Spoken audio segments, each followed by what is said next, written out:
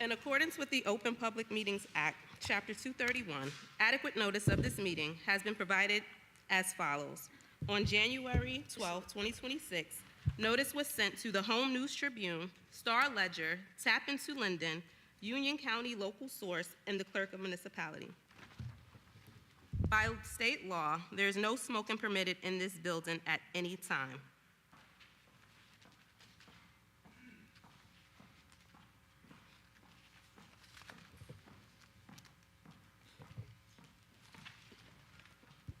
In addition to the listed items in this agenda, this Board of Education may discuss and act upon other items not specifically referred to herein as is allowed at the regularly scheduled monthly board meeting under the Sunshine Law. Roll call.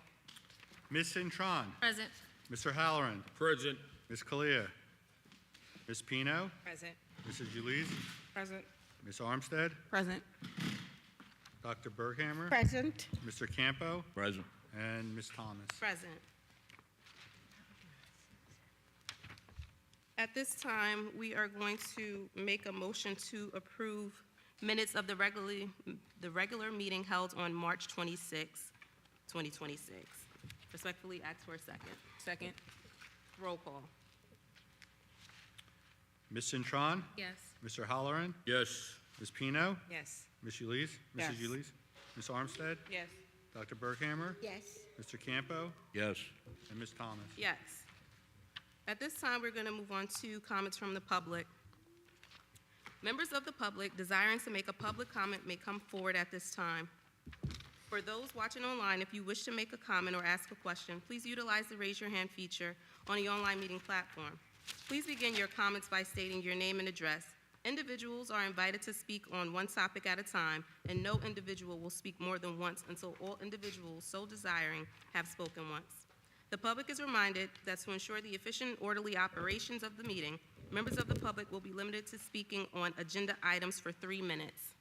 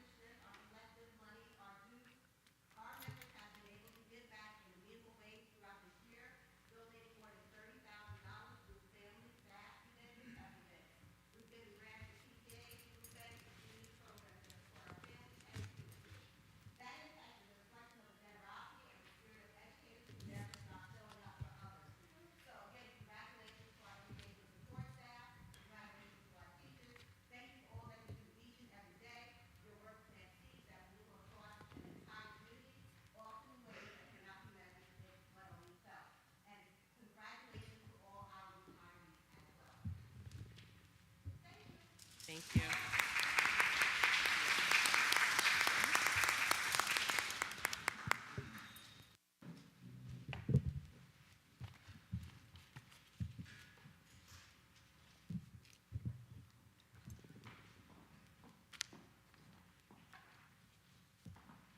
Is there anyone online?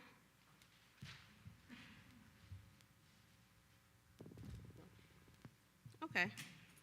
So at this time, we're going to move on to the board president's report. Good evening, everyone, and thank you for joining us at tonight's Linden Board of Education meeting. Since our last meeting, members of the Linden Board of Education have remained actively engaged across our schools and throughout the greater Linden community. It has been a meaningful and productive month filled with opportunities to support our students, families, and important community initiatives. Over the past month, commissioners proudly participated in and supported the following: attending the Little Mermaid play at Linden High School, showcasing the incredible talent and dedication of our students and staff, having the opportunity to attend the I Am Beautiful field trip to go see MJ the Musical on Broadway, which is an inspiring cultural experience for our students. I had an amazing time with the students and staff and look forward to engaging in more with them and the I Am Beautiful initiative. I want to thank Principal Kuntz for bringing the initiative to the district and thank all of these staff members who have assisted in the implementation of the initiative. I've also had the pleasure of going to School 8 for their Test and Pep rally, uplifting and encouraging students ahead of their state assessments. And of course, the board has continued participation in our monthly board committee meetings to support ongoing governance and district priorities. Just want to give a few commissioner highlights. Commissioner Armstead was honored with the Justice in Action Community Leader Award from the House of Hearts Network, recognizing her commitment to education, equity, and community advocacy, with acknowledgement from Congressman Rob Menendez. She also hosted a community prayer vigil in partnership with the NHA-EON New Jersey, honoring the lives of Vice Mayor Nancy Mateer and Adeline Alfred, bringing our communities together in reflection and unity. Commissioner Pino attended a national policy discussion on educator workforce challenges, focused on addressing teacher shortages through aligned federal, state, and local solutions, with an emphasis on recruitment, preparation, and retention in high-need areas. Commissioner Ulisi also attended the ST Math Night at School 8, engaging with families through interactive math-centered activities. These moments reflect the board's continued commitment to being present, informed, and connected to the needs and experiences of our district and community. I'm just going to pause for a second. I know we have a long meeting, but I'm going to also shout out Commissioner Cintron, who is also the first base softball coach, yes. Okay, for our students. But I am going to take a pause and just ask those commissioners that we've highlighted if you want to take a moment to just speak about some of the things that you've done and your thoughts and feelings toward that, if you want to just say a brief statement really quickly. Sure. I attended the meeting. The meeting was well received, and it was talking about how to encourage the teachers to do more, and how to uplift the children as well. And they was talking about that we have to give an initiative and we have to give incentive in order to get more teachers into our district, because we're not the only district that who have shortage for teachers. So they was trying to tell us what to do and how to do it and stuff like that. And first and foremost, children are important to us, so we have to make sure that the kids don't get slighted at the least at all. So it was really uplifting. They're going to do a part 2, so I'm going to attend a part 2 as well. But I enjoyed it as well. Mm-hmm. Thank you. Mm-hmm. Commissioner Cintron? Hi, yes, thank you, Madam President, as I always call you, Ms. Thomas. Thank you so much for the shout out regarding the first base with the baseball, with the PAL. I also saw the softball for the high school. The girls, they did a great job yesterday playing with Plainfield. I think they lost by like a point or 2, but just being there and supporting them does make a big difference. Having the kids hug me, that was really, it was really nice to see that, and making a big difference in their lives. The kids at that age, it was like the age range, like about, I think it's like 9 to 11. They're looking for guidance, and I was glad I was able to be there and support them. That's what they need more than anything, so thank you. Thank you. Commissioner Ulisi? Last night's game night, it was a success. It was great to see the families and the children interact with each other, play fun games, and learn at the same time. And they were able to take the games home, so it was really great. Thank you. Commissioner Armstead?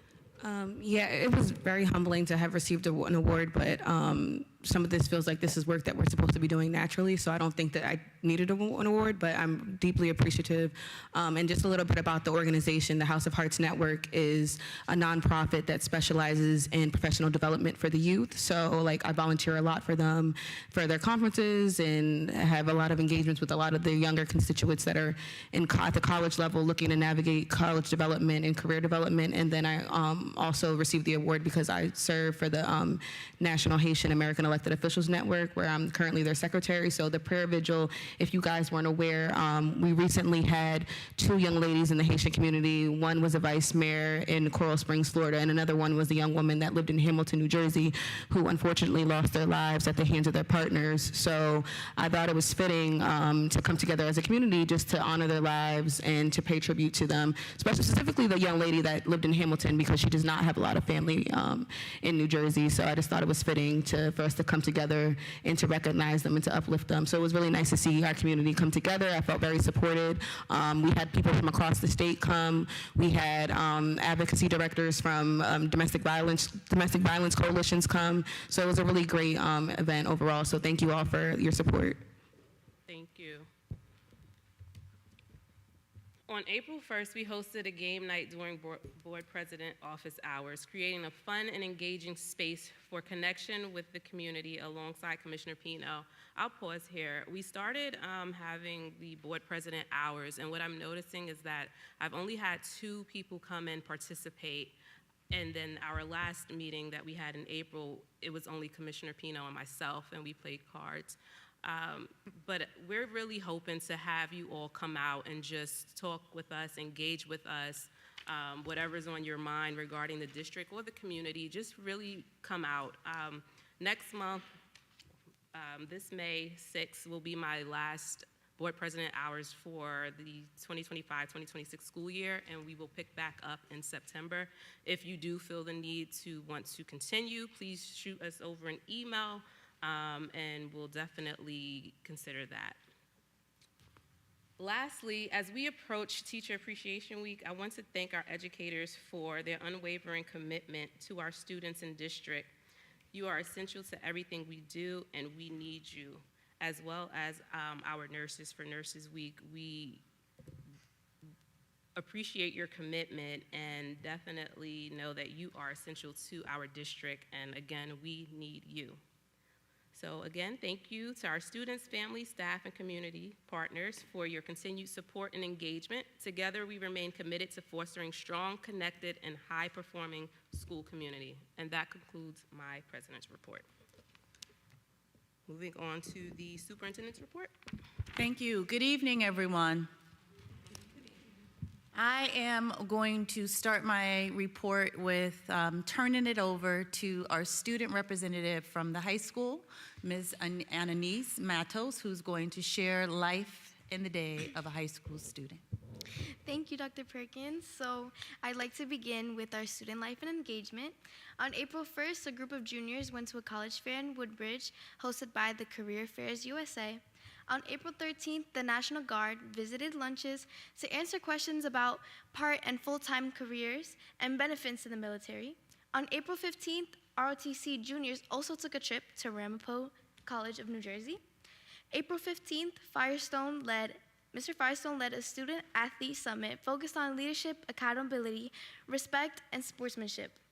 On April 17th, the entire junior class, attended the LHS Spring College and Career Fair in the gymnasium during the school day. This event offered over 65 college, trade, military, and career representatives. April 21st, Bloomfield College had an admitted students day in the college and career room. April 23rd was also Take Your Child to Work Day, so we'd like to shout out all the teachers who brought their kids at that day.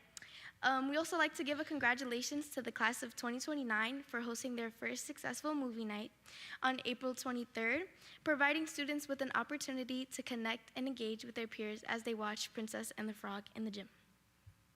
As for athletics, on April 3rd, the LHS held a gym volleyball tournament for student competition and engagement.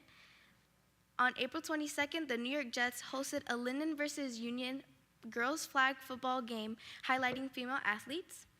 On April 23rd, a select few of our track and field athletes also competed at the Penn Relays. As for student voice, students are looking forward to celebrating their prom as the year comes to an end, and we would like to take this time to also remind all seniors to hand in their money and packets by May 4th. Students also have mixed emotions about the beginning of testing season. While students are excited for the end of the year, IB and AP students know that this will be a tough time for them, but they are one step closer to graduation. Students that also participated in the Chinese exchange trip voiced that they enjoyed learning about the Chinese culture and heritage. Making friends along the way, they also voiced that they felt they became more adventurous and courageous. They'd like to thank all administrators, staff, and their families for allowing them to go on the trip, that worked very hard to put this trip together and providing them with such a great, safe experience. As for club and student organizations, on April 22nd, students from the I Am Beautiful Club went to see a Broadway show in New York, an experience focused on promoting empowerment and self-confidence. The Science National Honor Society held their induction ceremony on April 16th, welcoming in new juniors and honoring seniors with certificates and graduation cords. On April 21st, the National Honor Society held their induction ceremony, welcoming new juniors again and honoring seniors with their certificates and cords. The Chick-fil-A Leadership Club will be hosting their Students versus Staff game tomorrow, April 30th, their basketball game in the gym. As for NJRTC, our NJRTC cadets participated in the BLT training from April 27th to April 29th to develop leadership and teamwork skills. And lastly, for our IB students, we'd like to wish a good luck to all IB students taking their exams, which began yesterday, April 28th, with IB Physics, marking the start of the testing season. Thank you.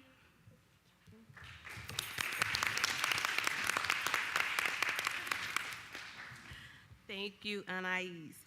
So during my board president's report, I did forget to mention a very important day that is coming up on Friday, and it is Principals Appreciation Day. And we have quite a few principals here in the room, so I don't want you to think that I forgot about you. So if we can give a round of applause to our principals.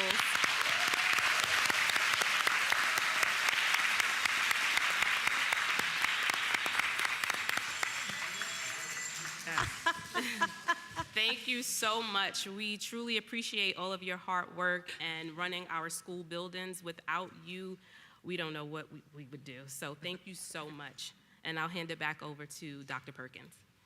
Thank you so much. I just want to continue with that sentiment that we are so grateful and thankful for our building leaders. Let's have another round of applause. Stand up, principals. If you're in the room, we need to see you.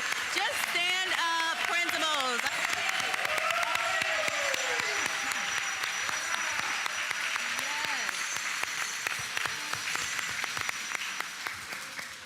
And boy, tonight is a phenomenal evening. We are in the presence of our support staff members as well as our Teacher of the Year recipients that were honored this school year. It's the governor's annual recognition for Teacher of the Year, as well per school, as well as education support staff.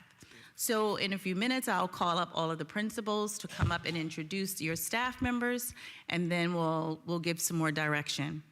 A few things that I like to share first is we always start our report with acknowledging those that we lost. And it is, sad to report that Mr. James Clark, who was superintendent of schools, started in 1992 for 8 years, passed away on March 20th.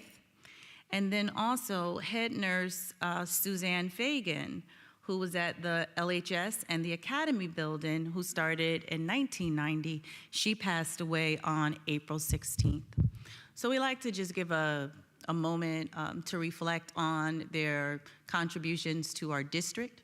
May their families be supported and comforted at this time, and we always will be indebted to the services that they provided to our district.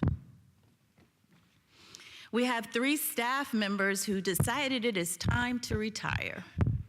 And so we want to say congratulations to Angela Carrick, who is in the audience this evening.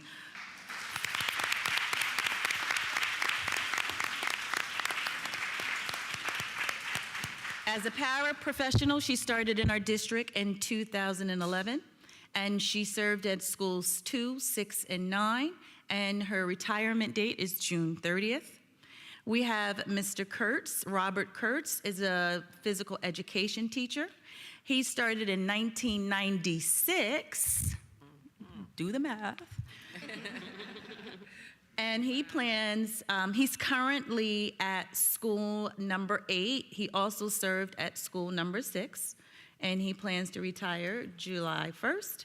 And then we have Miss Yolanta Rudnicka, who is the teacher of bilingual, bicultural, she's currently the learning disabilities teacher consultant.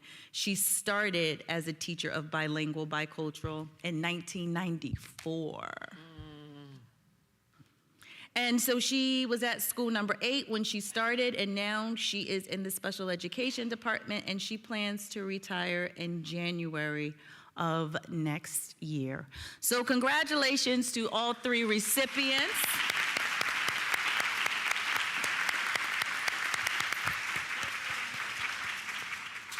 We wish you a wonderful time preparing for retirement, and once you get there, please remember us, but more importantly, remember yourselves, right? That's what it's all about, that you put your time into one place and now you have new beginnings somewhere else. And on behalf of Linden Public Schools, we wish you well, soar.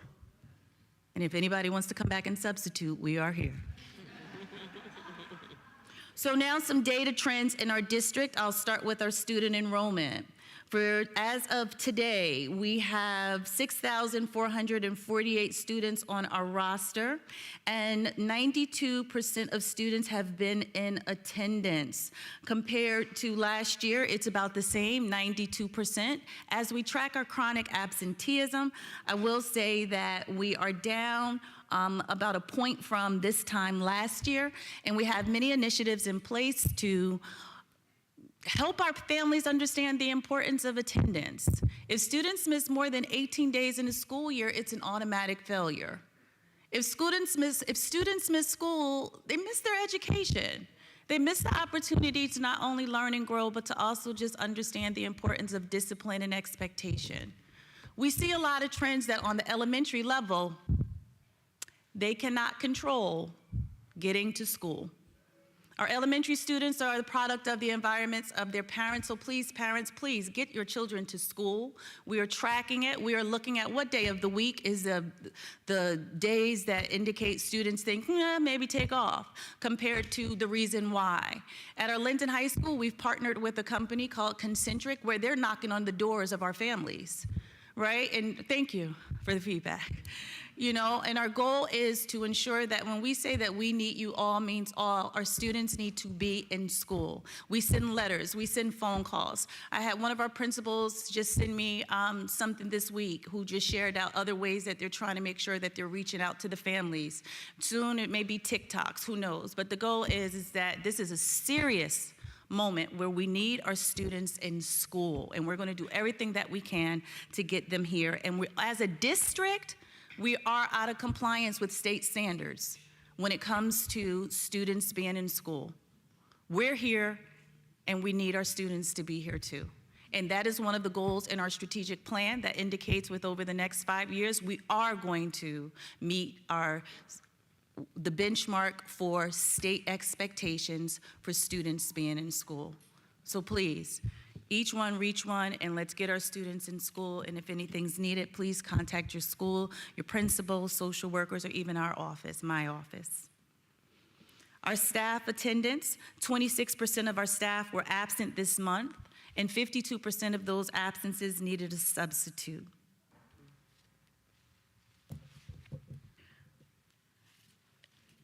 In our dress code policy 5511, I'm presenting the results of our annual review of our district's uniform dress code policy. It was conducted in collaboration with our building principals across all of our 11 schools as we track their data each month that is shared out at the board meeting. So the findings are: student compliance with uniform policies have been consistent across all grade levels and buildings. Principals report the policy continues to foster a focused, respectful, and equitable learning environment. Supports for economically disadvantaged students remain in place and are working as intended.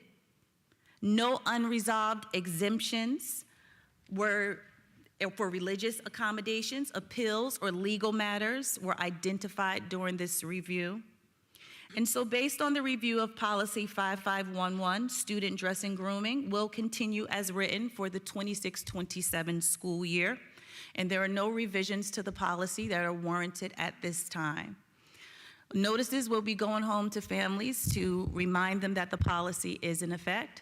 And we want to thank the Board of Education again for this year for putting forth the initiative for all families to have received 4 shirts this school year. Please note that this is the only year that that accommodation could be made. Schools will be sending letters home soon to have uniform swaps as well as other departments. So we'll be collaborating with that and more information will be forthcoming. As a district, for the month of April, the district has shown 99.37% compliance. All schools in the district have over a 98% compliance rate. So please continue to have our children in uniform. Now I'd like to go over some district highlights. Our secondary parent-teacher conferences concluded last month, and that's another opportunity for us to ensure that the homeschool connection is empowered. And we did hear feedback from teachers that at some point that one teacher, because of a glitch in the system, had an abundance amount of parents waiting. That's what we want to hear and see of parents coming into our schools. So they are coming, continuing. Again, if you have any questions, it is imperative that our parents know where your students stand. We have Genesis Parent Portal, and that is the portal that has all the information about our child's attendance and progress. Our data shows that only 70% of our parents have access or online. So we're pushing with new efforts to ensure that we get all parents on the system to know what the report card is showing, attendance, and just everything as far as student information on their child. So again, we are a digital district. We need our parents to really push for getting on the portal. We can see the report. When report cards come out, we can see the percentage of parents who open up the report card. And we have work to do. So some great things going on in the district this month is Autism Awareness Month. April is a month that we get to express our diversity. Not only do we understand diversity, we are diversity, and we celebrate diversity. We have our Director of Special Education here with us this evening, Mr. Colibas, and he shared with me this, some of the highlights that's going on in the district just for this month. We had a sensory night for our autism program. We had bright and beautiful therapy dog visits. Build-A-Bear experiences took place in our district, an interactive hands-on experience for those students with those Building the Bear.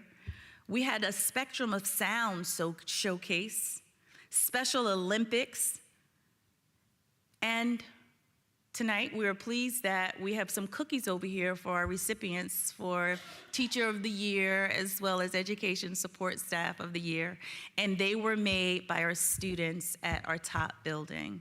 So I want to just give a big shout out to all of our students because as I said, we are diversity. Thank you, and you're going to enjoy those cookies.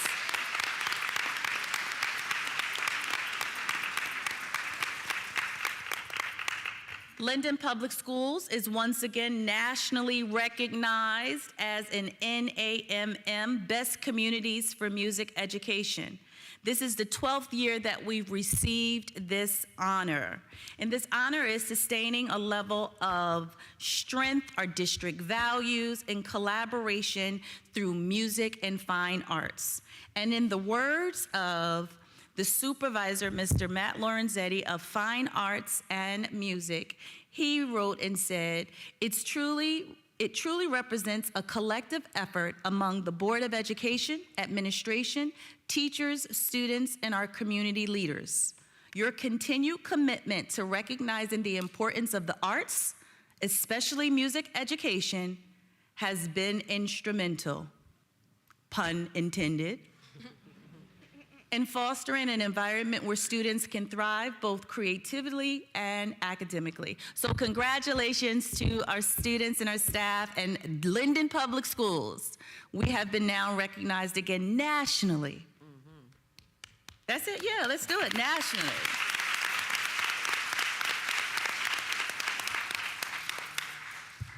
In the audience to this evening, we also have Director of Mathematics, Mr. Rick Molinaro. And we are so thankful that he applied for a grant through Phillips 66. It's called the Phillips 66 Social Impact Grant on behalf of Phillips 66 Bayway Refinery. And we received $20,000.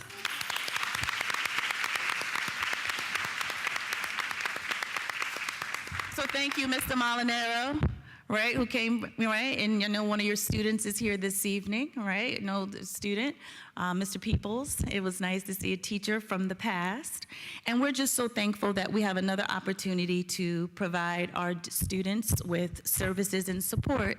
The grant is going to be used for technology and to help our students. And so in speaking with grants, I'm going to shift a little bit to talk about scholarships. Right now, we have 498 seniors for the class of 2026. 73 local scholarships were posted. Students, you have until May 15th to finish applying for these scholarships. The awards night for scholarships will be held in June. Currently, the class of 2026 has raised $3,365,600 in scholarships. So we are on the road.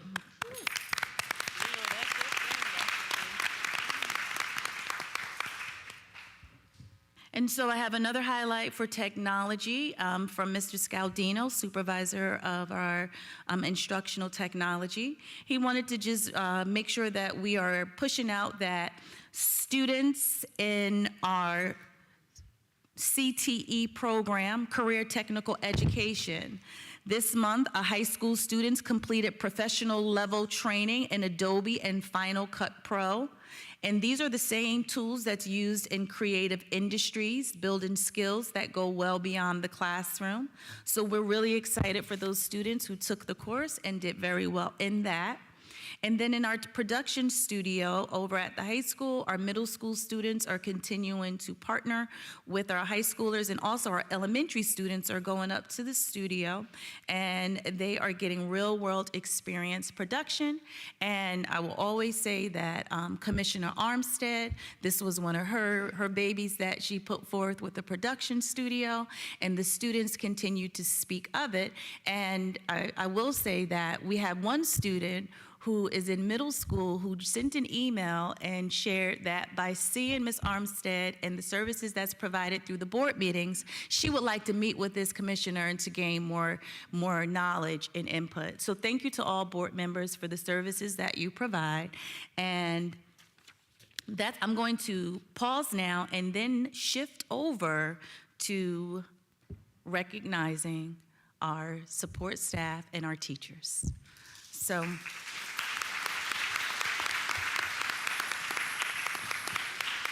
I am going to ask that our principals come up to, and Ms. Lewis, Assistant Superintendent, if you can meet us over there with the certificates. We're going to ask the principals to come up first in order by school, and we're going to line up. We're going to pass the microphone, and we'll ask that you recognize your two staff members. Staff members and the principal will go over to the Linden Tigers banner and take a picture with our publicist. And then we're going to ask that the teacher and the staff member come over here to where our publicist is, Mr. Watkins, to stand over to the side. Once we get all of the photos of each individual school, we're going to take group photos of teachers and support staff. So starting with school number 1, Mr. Walker, come on up, followed by school number 2. Mr. Fingerland isn't here. All principals, come on up, come on up. We're gonna have you all come up to the front. Come on up. So Mr. Walker, right, and just wait for everyone to come up. Mr. Walker, you're gonna go by Ms. Lewis, and I'm gonna come join you, but I just wanna call the principals up. Next, we have Dr. Olivero, school 4, followed by Ms. Crawley, school number 5. Mr. Walker, school number 6. Ms. Rodriguez, school number 8.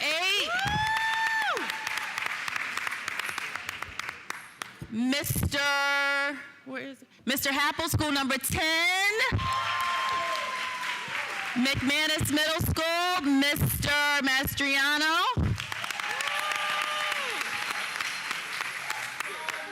School Vice Principal Monaco. And our flagship, Mr. Kuntz, Linden High School. All right, Mr. Coates. So let's have some fun. And then board members will take a picture. We'll pass the mic. Let's get all of these support staff and teachers up here. We are so proud of you. Thank you so much. Another round of applause to our teachers.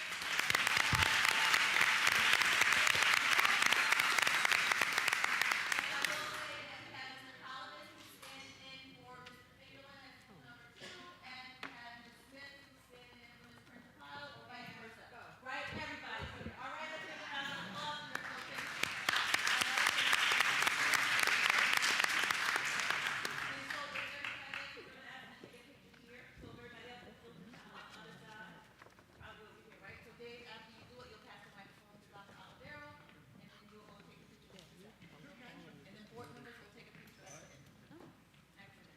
It is my.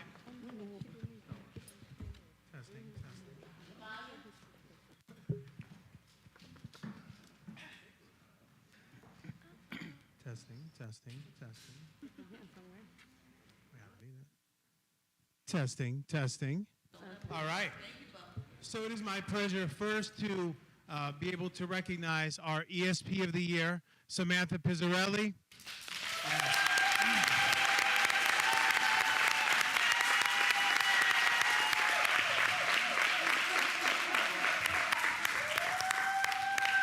Samantha does so much at School One to bring ELA alive for our students. She is a vital support for our staff. She is absolutely phenomenal. We could not do what we do without her.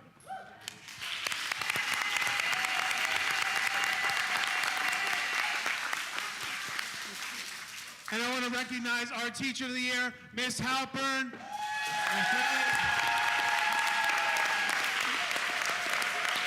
Miss Halpern, not only does she love the kids, is she amazing. If you walk through the school, you will see just what she does, and she brings art alive for our students. She is the best of the best. Thank you, Miss Halpern.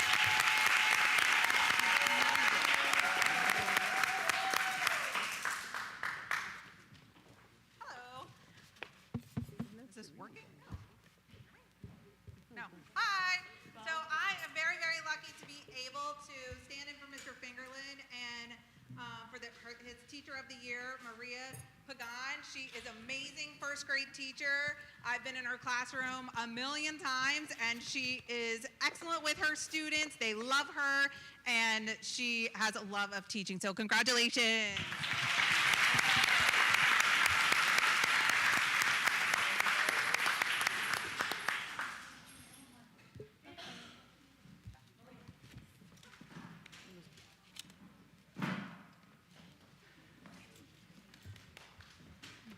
So I have the pleasure to celebrate with everybody here and celebrate with everybody and all the award recipients. For the support staff for School 2 is Karen Wisnowski, speech and language therapist. I want to say a couple things about Ms. Wisnowski. When I first came on the child study team many years ago, she was the speech therapist at School 10, and she took me on her wing and taught me how to run a child study team meeting.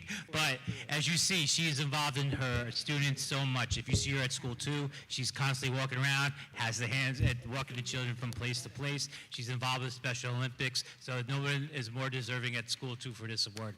Congratulations. Miss Taylor. Miss Taylor, come up, please.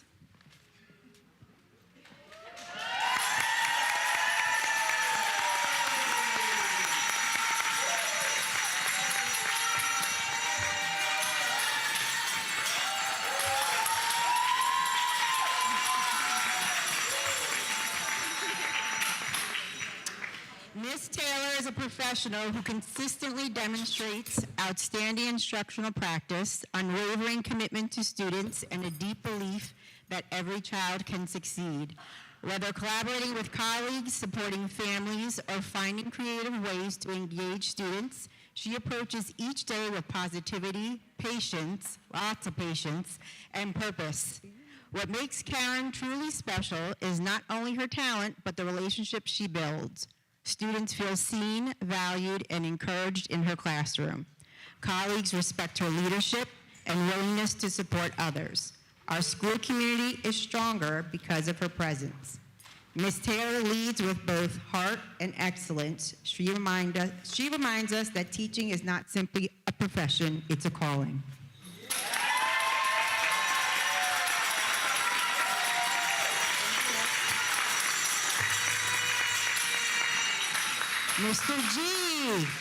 Mr. G, come up.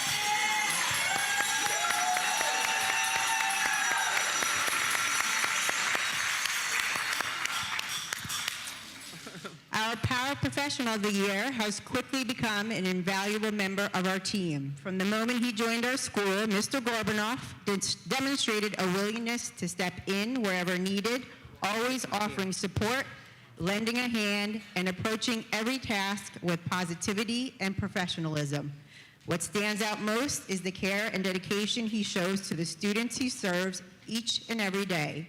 Working alongside a classroom teacher, he provides patience, encouragement, and consistent support to our special education students, helping them grow both academically and emotionally.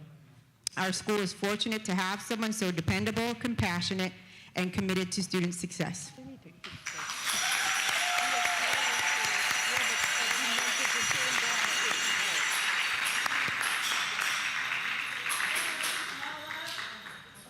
Can we fix the mic? What's going on with the mics? Mic's on. Thank you.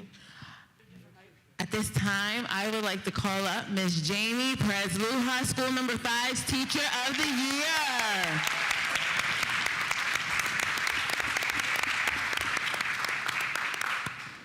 Ms. Presluha exemplifies what Linden Public Schools is all about.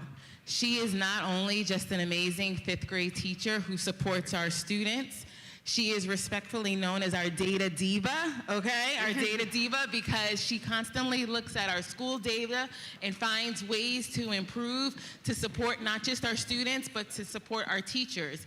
Ms. Presluha also supports our novice teachers throughout the district as a mentor to help them and ensure that they are showing the different skills and expectations of Linden Public Schools as a whole.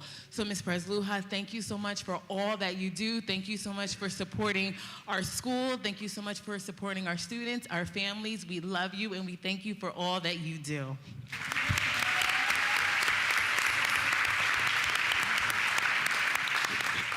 At this time, I would also like to call up Mrs. Jane White.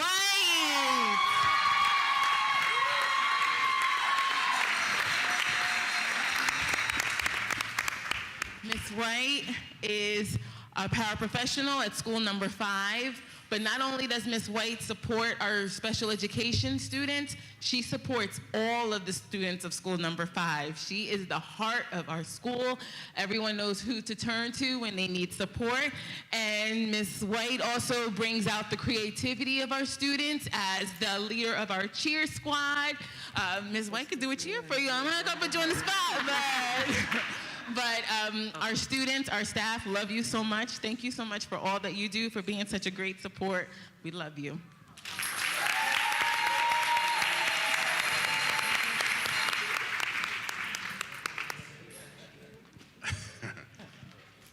Yeah, I'd like to call up School 6's Teacher of the Year, Jess Kelly.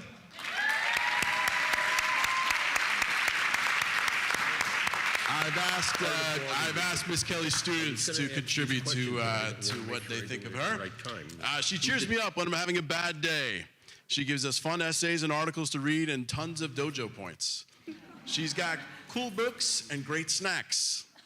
She dances even though she doesn't know the music during talent show practice. She's one of the nicest teachers I've ever met, probably the nicest in the whole world. Sometimes she gets mad, but, oh wait, no. She rarely gets mad and yells, but sometimes she gets disappointed. If I had to choose any teacher, it would be her. So that's Sebastian, Ava, Penny, Jason, Matthew, and Julia. You are genuinely one of the best teachers in the district, and it's truly an asset of School 6. Congratulations.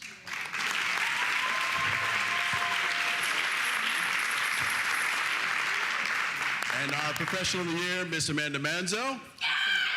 Woohoo! How's that? Love it.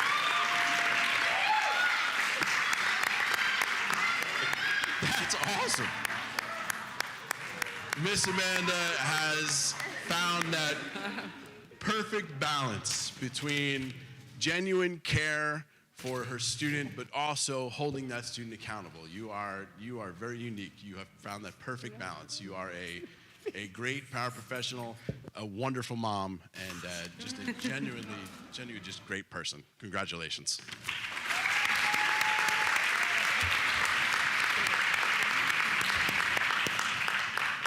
Good evening. I'd like to call up Ms. Justina Steck from School 8.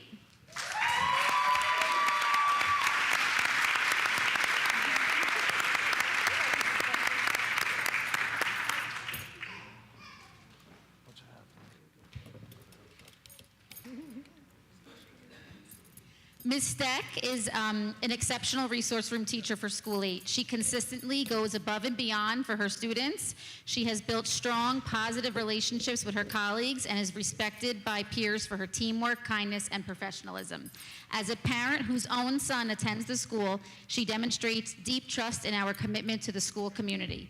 She has a remarkable ability to connect with every student, finding individualized ways to help each one succeed and feel valued. In all aspects of her work, she models the highest level of professionalism and dedication. Thank you, Ms. Steck.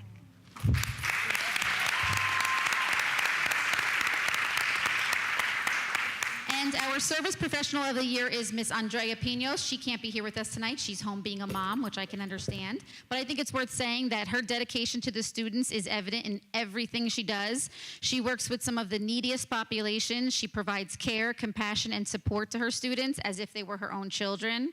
She takes on a natural leadership role in the classroom, helping the teacher, and can always be counted on to go above and beyond for those she serves. She holds high expectations for her students while patiently supporting them at their own pace, helping each one grow in confidence and achievement. So we thank her as well.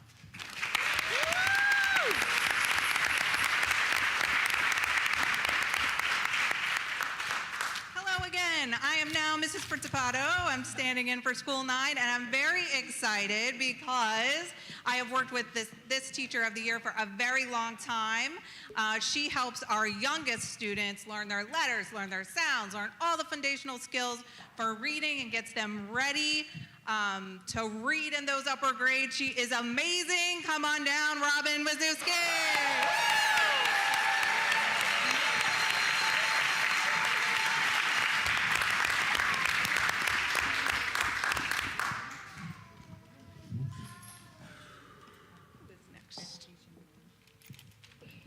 Sherry? Yes. Where is Sherry Orcutt? Is she here? She is our Educational Professional of the Year for School 9. Congratulations, Sherry.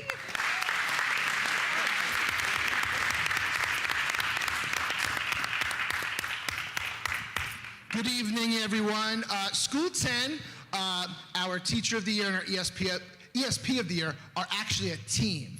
So I'm going to call them up together, Ms. Sheila Diaz and Ms. Tara Aquaviva. They are together in the same room.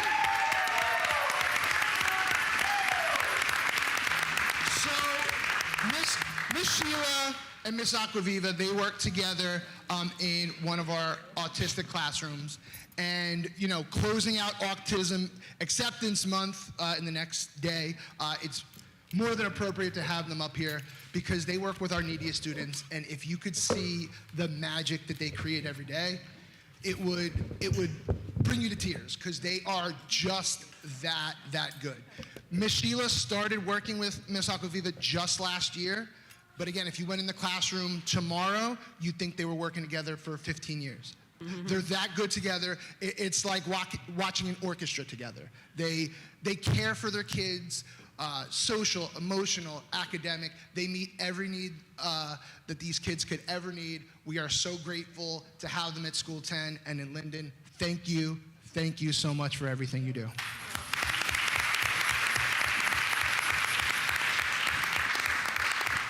Good evening. Hello, can you hear me? It's on. Good evening, everyone. First, I want to start by congratulating all of our teachers and educational service professionals, staff of the year. Congratulations to all of you. Some I had the opportunity to work with, and some from the very beginning of my career, 20 years ago, Ms. White. So congratulations to all of you. Some I got to teach with you, be a principal. So congratulations. At this time, I want to recognize our teacher here at McManus Middle School, Mr. Anthony Ventura. Unfortunately, Mr. Ventura could not be here with us tonight. But I would be remiss if I did not say Mr. Ventura is like an anchor at McManus Middle School, 20 plus years of service. He could run the building better than anybody else can. He's a true leader. He has done everything in that building, teacher, leader, coach, mentor. Kids know his current events wall. He runs our snack shack. He runs our scoreboard for all the events. So whether it's needing advice on the volleyball court or basketball court, whether it's providing students with history education and his current events wall, he is just there for all of our students, and his reach goes far beyond room 210 up at McManus Middle School. He's a true presence and a leader at our school, and we're happy, and I'm very happy and lucky to have him at McManus Middle School. So Mr. Anthony Ventura. Yep. And now it is a great honor for me to recognize our Educational Service Professional of the Year, Ms. Lisa Sassone, if you could come up.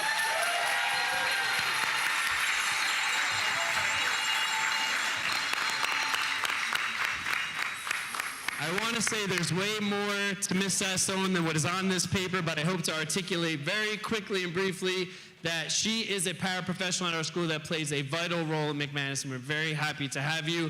She works often quietly behind the scenes when the spotlight is not on, but she's helping all of our students reach their goals. She is kind, she is compassionate, she is patient, she makes every student feel valued. We're truly lucky to have her as she helps to help every student meet their goals. She works well with our teachers and staff. I love her on the holidays when she's wearing her silly shirts. They make me laugh. She participates in all of our events. We can always count on her to help boost our morale and pick us up on days that we're not feeling so well. So I want to thank you for always picking up our spirits. And just her collaboration with her teacher. I know Miss Olson is here supporting her today, so thank you. But her positive attitude lifts everyone. She's dependable and compassionate, and we're lucky to have you. So congratulations.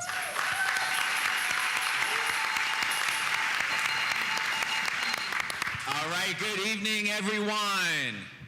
Congratulations to all of our teachers and ESPs of the year, and it is my honor and privilege to recognize the Teacher and ESP of the Year at Joseph E. Soule Middle School. So the first honoree, Miss Eliana Peñaranda Zamora, is our Teacher of the Year. You named the activity at Soule Middle School.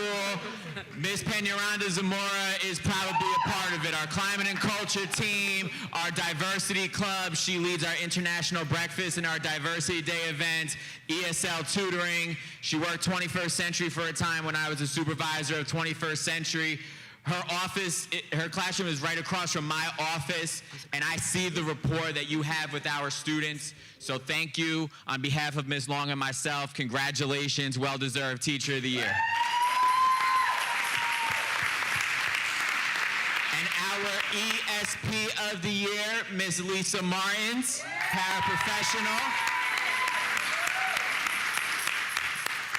We can all count on Ms. Martins to provide a spunky personality, always cheery, saying hi to everyone, being there for our students, being a team player, anything that we need, you're here for us, ready to be flexible and adapt in a moment's notice. So on behalf of Ms. Long and myself, congratulations, Ms. Martins, our ESP of the Year.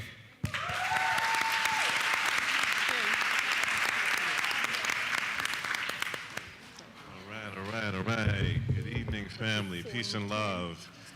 We'll start with the ESP for Linden High. First of all, is Linden High School in the building tonight? Who's Linden High School?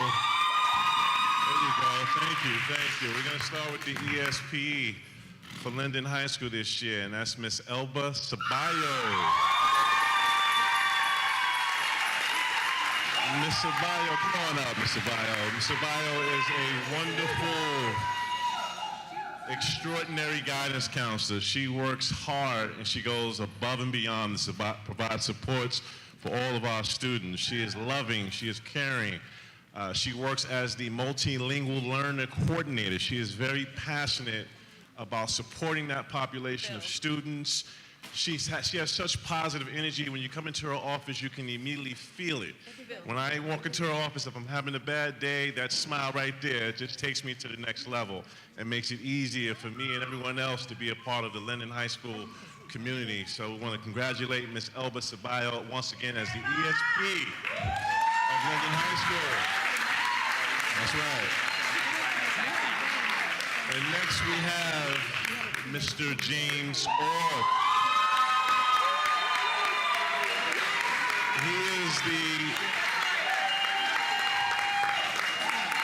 He is the Linden High School Teacher of the Year. Mr. Orth is a dedicated professional. He is truly cerebral in everything he does. He is organized. His students are always well-behaved and engaged. He is thoughtful. He is caring. And I'm truly honored to have him as a part of our Linden High School community. He also has another role as the Student Services Account Manager. And we affectionately call him the Money Man. John, we know you're the district money man, but he's our in-house money man. And if you know anything about the high school, we have so many clubs, so many activities, so many events, so many items that need to be purchased. And this man does a wonderful job of keeping account, an accurate account of everything. He helps me sleep very easy at night. If I didn't have him, I'd have a lot of worries. So I definitely want to thank him for his acumen for business and accounting and his passion. He does it because he loves it, right? He's here because he loves it and he loves working and supporting our community. So once again, congratulations, Mr. James Orth, the Teacher of the Year for Linden High School.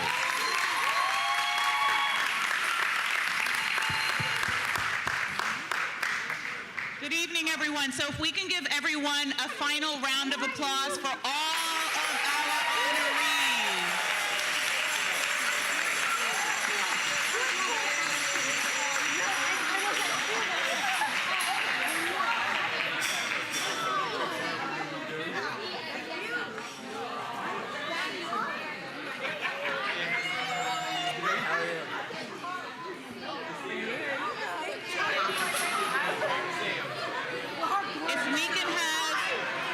If we can have all of our honorees take a photo first, and then our board members. Our kids had a good time.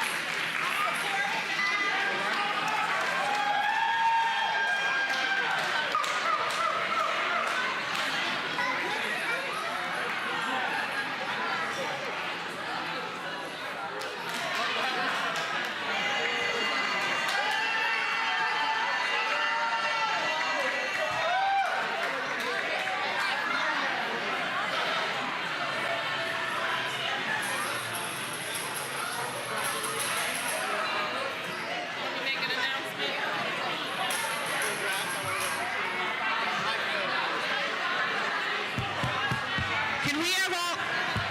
This is working. Can we have all of the principals?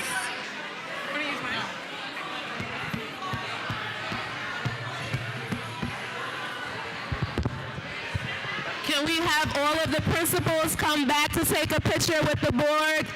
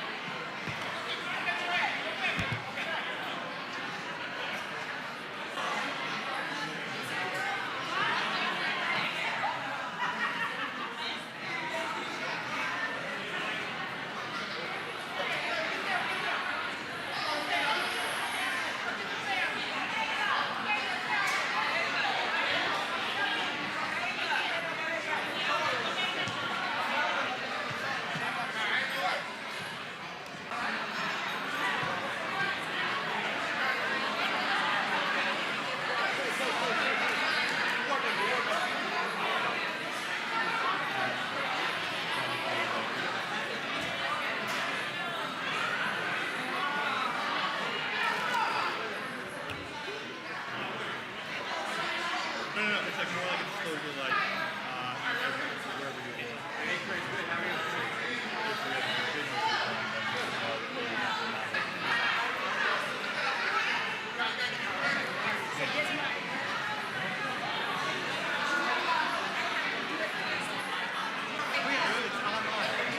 It gets online, so I can have it.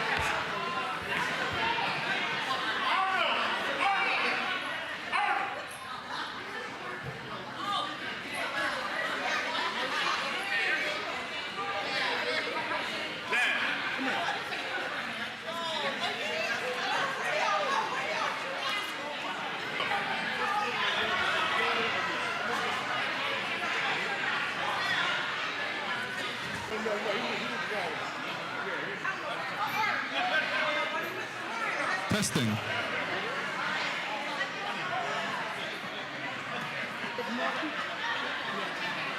Testing. Testing.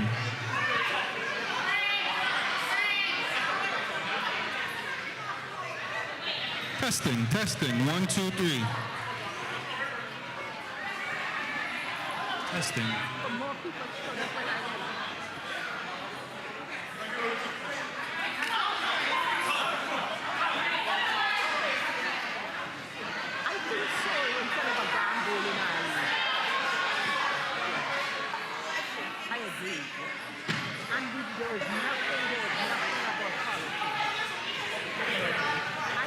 Testing. Testing.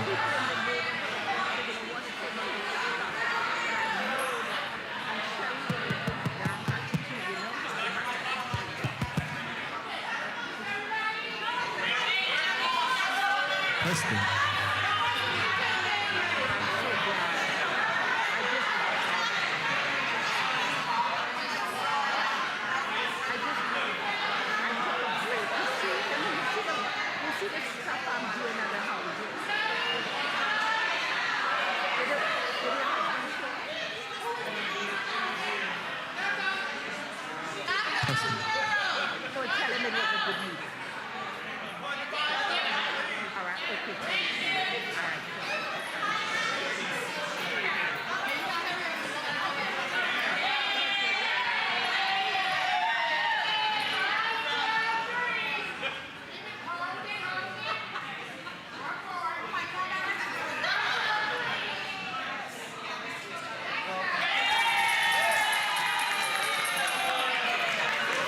One, two, three.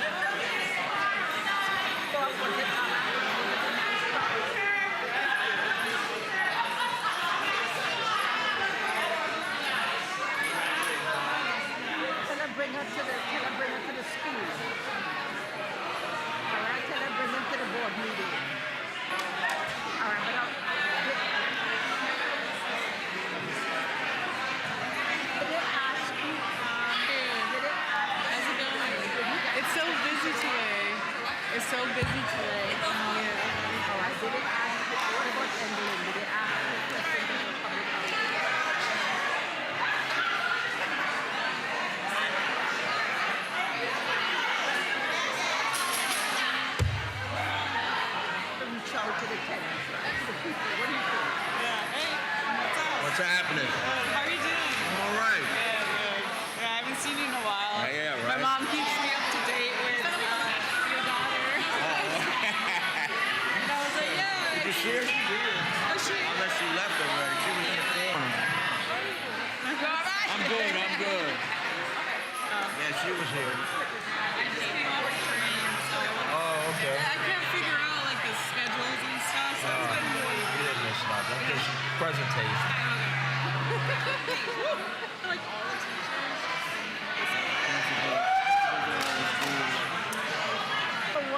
A couple of paras, you know, teachers of the year. Ready?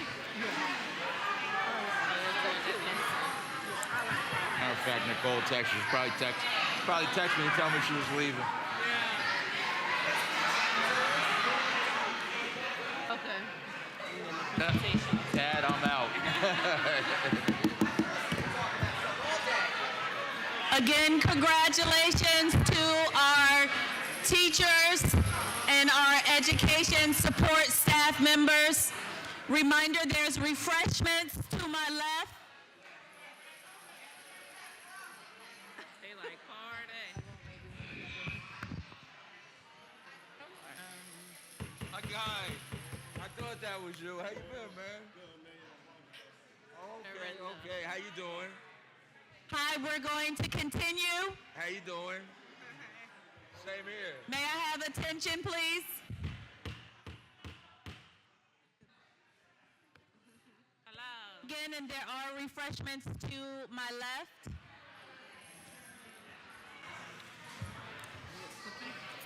As I continue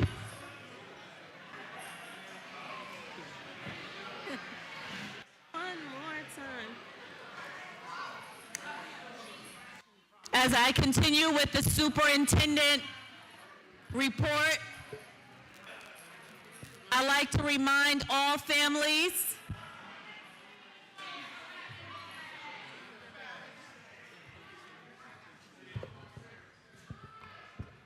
that we are currently in state testing.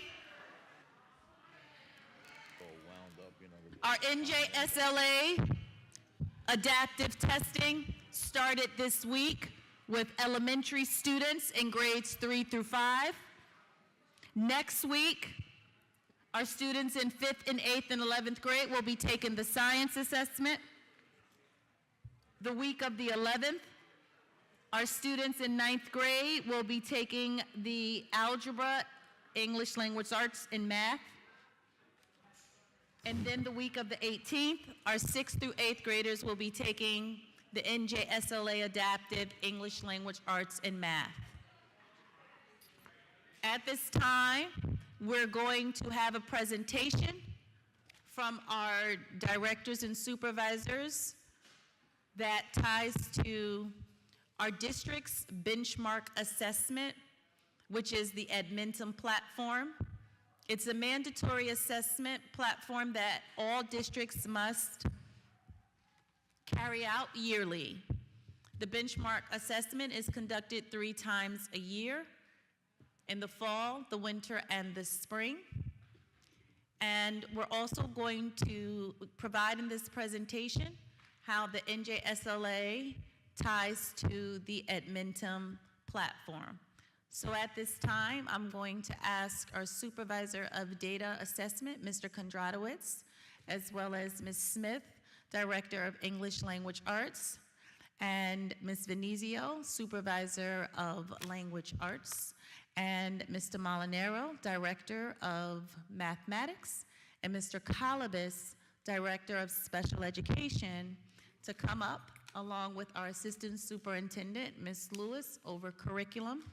And this presentation has been put together by the team, and we look forward to just providing more information on how imperative it is that, again, as I said, students are in school, and also that where these assessments lie in our district and our strengths and weaknesses to proceed forward. Thank you. May you come up at this time.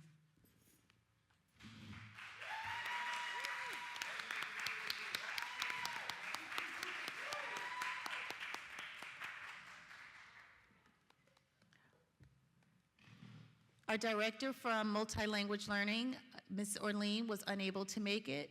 However, her department also participated in the presentation in collaboration on how we are looking at how this assessment impacts our 3 populations, our general education students, our special education students, and our multi-language learning students. Okay, good evening, everybody. Can we hear me? Okay, so as Dr. Perkins said, this is a standardized benchmark assessment that we're going to provide you with some information on. Each of us is going to take a small component, and at the very end, we're going to present some data to you to see how well it's been working since its implementation. So as far as classroom implementation, we initially roll out 3 diagnostics a year, our beginning of the year, which is in September, middle of the year, which is roughly around January, and the end of the year, which is usually after the state assessment, roughly in May. These are diagnostic assessments. The first benchmark assessment that is given in the beginning of the year, that's used to set each an individual student on a learning path, and that's called their exact path. From there, all of our directors and supervisors and our teachers, we look at that data throughout the year to make educational decisions and try to target the needs of all of our students to support teachers in their instruction. Once they're on exact path, this is how this is rolled out. So this is all grades, all students in grades 1 through 12 that take math and language arts. In the mathematics field here, at the elementary level in grades 1 through 5, they're working on this digital platform roughly 60 minutes a week during their center time. At the secondary level in grades 6 through 12, so our middle school and our high school, they try to average roughly 30 minutes a week, and that's also during their Senate time. The difference in the minutes is coming from the fact that the elementary students have a longer block in their math time versus what they have at the secondary level in middle and high school. In terms of language arts, it's rolled out pretty much the same way in grades 1 through 5. The Tier 1 students, which is your whole group instruction, that's roughly 20 minutes a week, 2 to 3 times. Our Tier 2 students, which is your smaller group, that's approximately 30 minutes a week, 3 times a week. And your Tier 3, your intensive one-to-one intervention is going to be roughly 30 minutes, 5 times a week. And then at the secondary level, grades 6 through 12 again, roughly 30 minutes per week during the center time. So what is it actually doing during implementation? Okay, so there's 2 components. There's the standards mastery. So what we're looking at with this benchmark, with our data, is grade level accountability. What are students performing at each individual grade level from grades 1 through 12? Here's where a teacher can assign the assessments aligned to specific grade level standards, not just each individual student's level. Okay, and teachers can use this data as, or the questions rather, as exit tickets, formative assessments, pre or post tests, right before or after a unit. They can group their students by performance, so when they're creating their smaller groups within their centers, or their teacher-led small group instruction, this is where that would come into play, and to reteach using targeted instruction based on each individual student's level.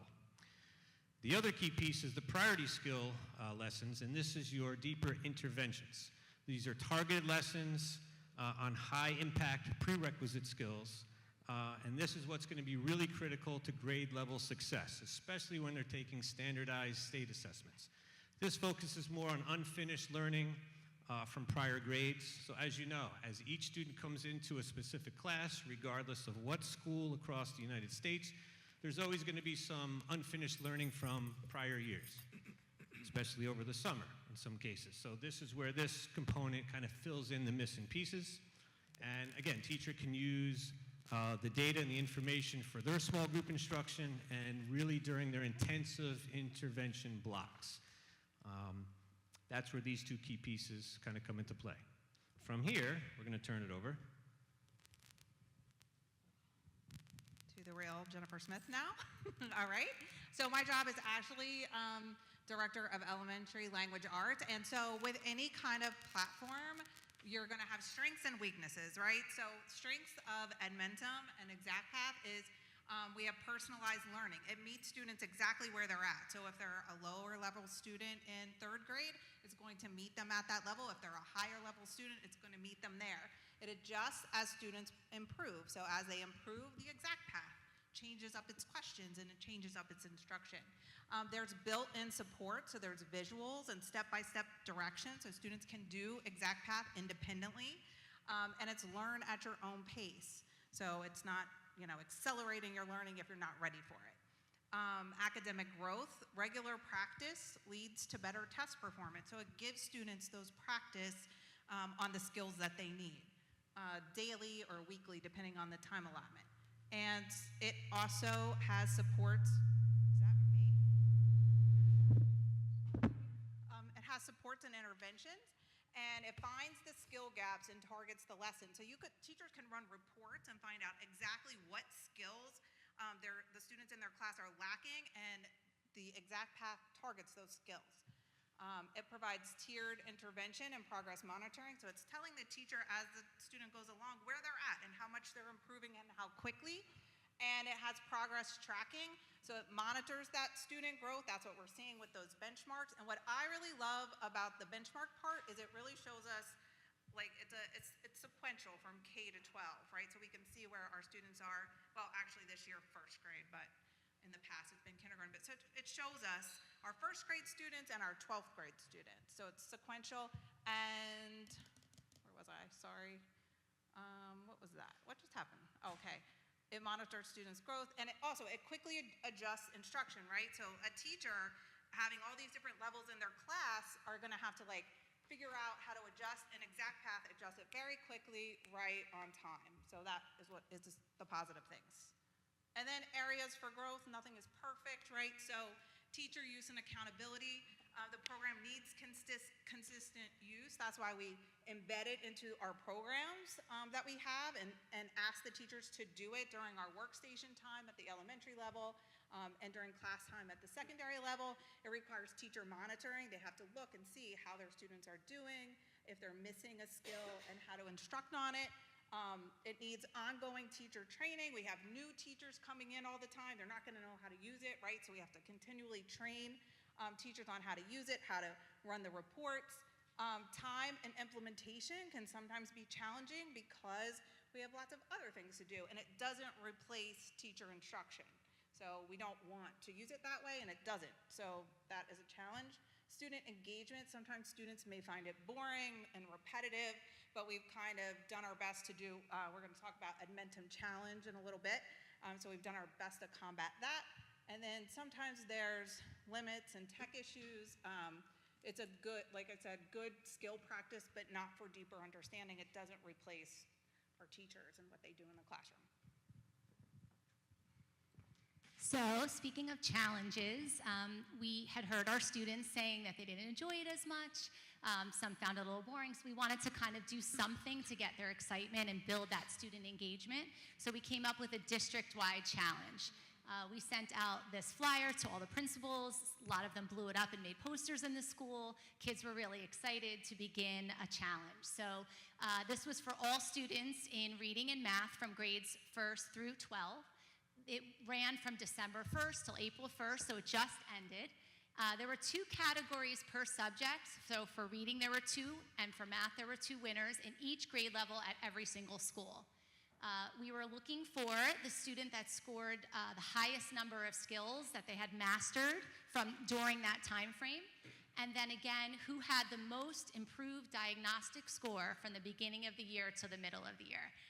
So we heard some excitement. The kids were really excited to find out who won. And this was a great success. There were prizes and certificates for all the winning students. And we were so excited to see, we gave out 200 prizes, 160 elementary prizes, 24 to the middle school and 16 to the high school. And it was filled with school supplies and then water bottles and Edmentum chargers and things to get them excited. And the winners came from all subgroups, all classrooms, all subgroups. So it was a really good success. And we think it built some engagement and excitement about Edmentum.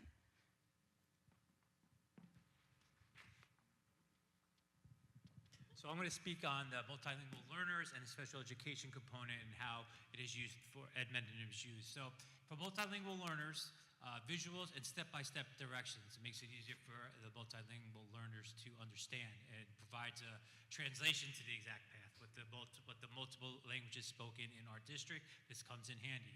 It meets students where they are. It builds a foundational and vocabulary skills, language acquisition to support ELA pathways, and has text-to-speech, read aloud, and in print in translation as well. And that correlates also to special education when we talk about text-to-speech, read aloud, and print translation. So it is embedded through all subgroups. Now, for special education, it can be used for skill remediation, which goes as part of the student's IEP, and it helps the case managers and the teachers to perform targeted-based practice on the deficiencies that could go into the IEP for progress indicators or goals and objectives.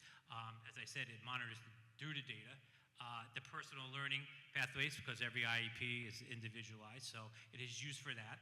Again, on a elementary level, progress indicators have to come out on every trimester, and on a secondary level, it's every marking period. So we can use Edmentum to that to track what we're doing and to work on the issues that the students may have and show progress as well.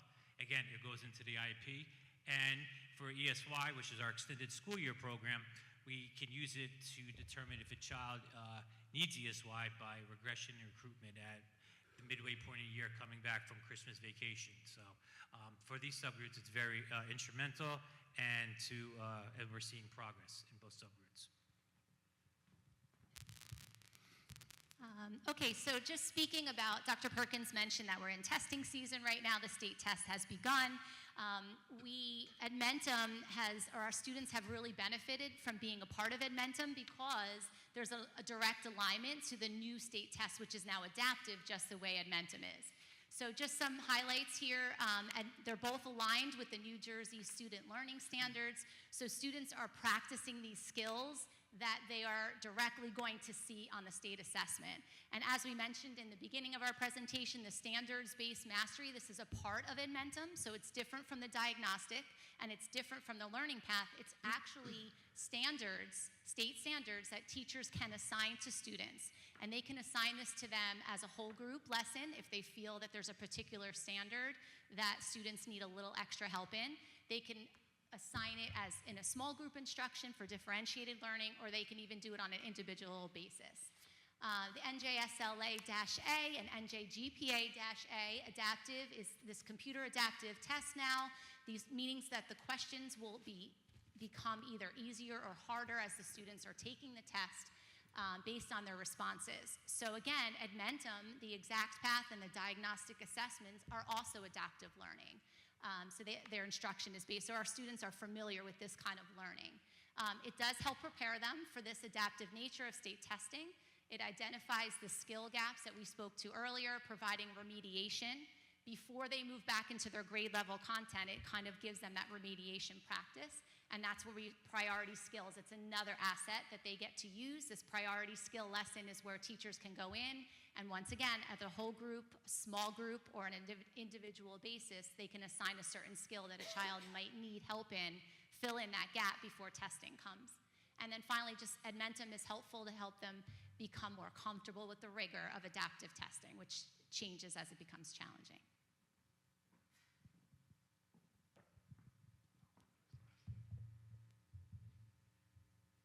Well, there's supposed to be more to that than this.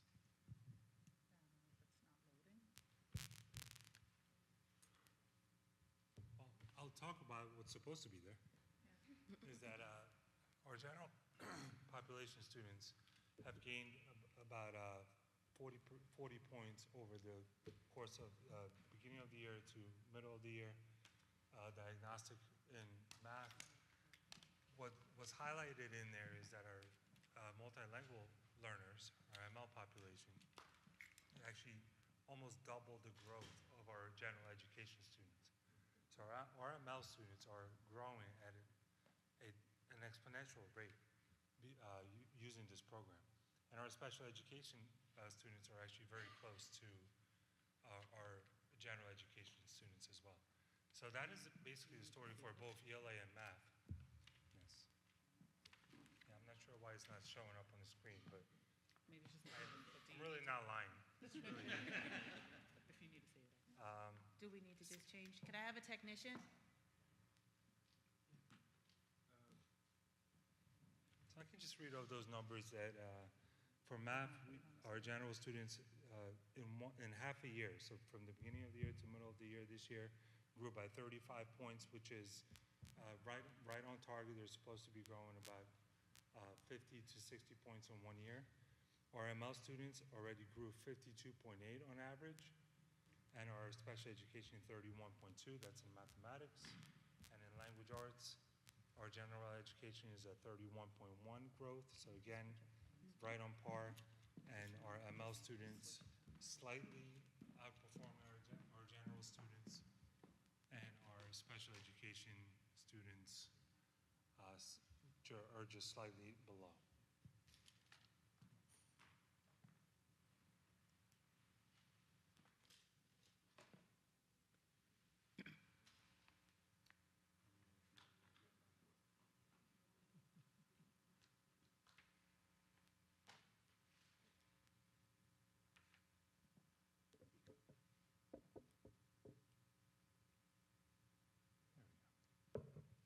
So basically, exactly what I just talked about. I'm not able to use the clicker. There it is, just show it again. Clicker? Go ahead,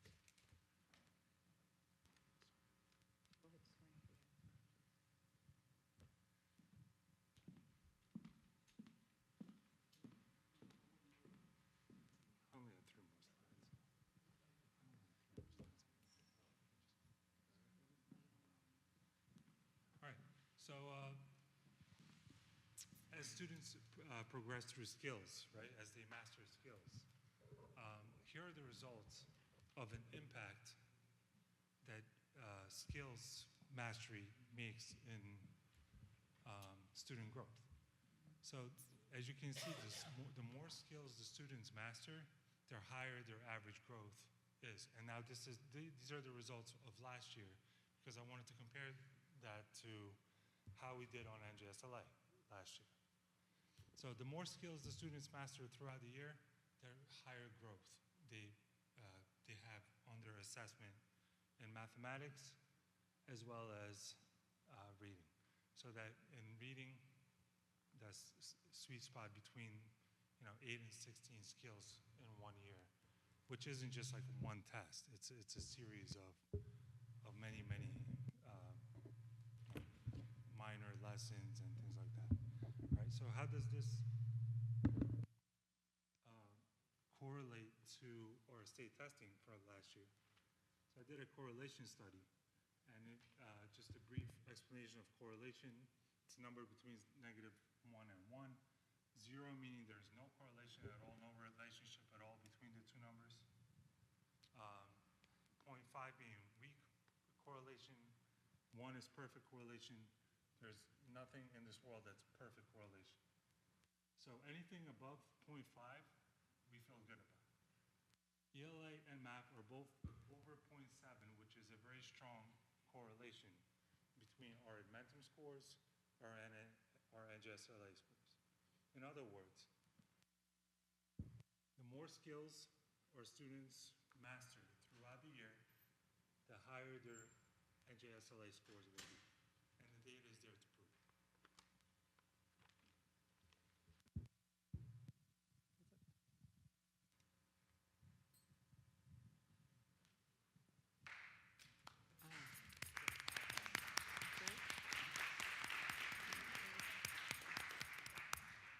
Thank you. So what I like to add is, as I started with, is that we're currently in NJSLA testing mode.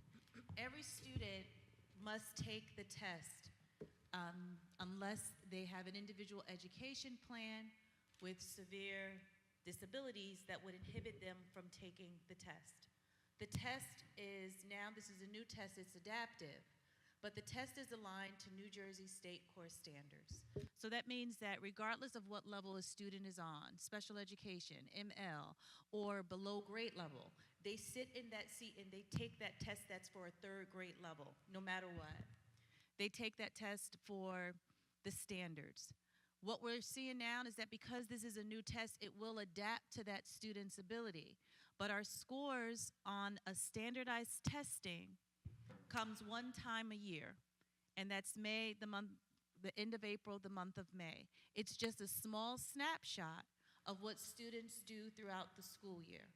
Our benchmark assessment must take place 3 times a year. It's state mandated.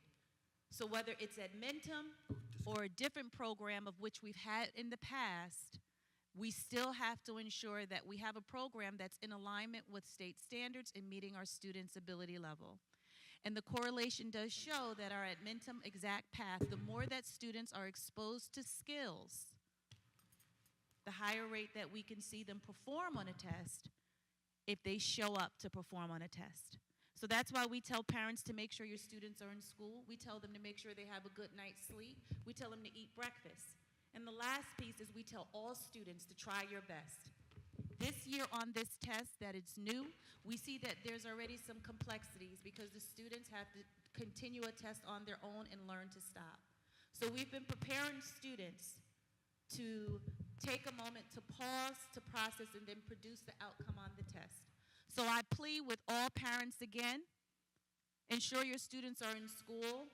Understand that we know that this is just a small snapshot, but that exact path does help with our students in meeting the needs of standardized standards for the grade level. That's what I wanted to say. So at this time, do we have any questions? Of course we do. I have some questions. Of course. You have some? No, I appreciate this. Thank you very much. You broke it down for us. We appreciate it. And first and foremost, it's about the children, of course, and with the benchmark. So therefore, this is a new test, correct?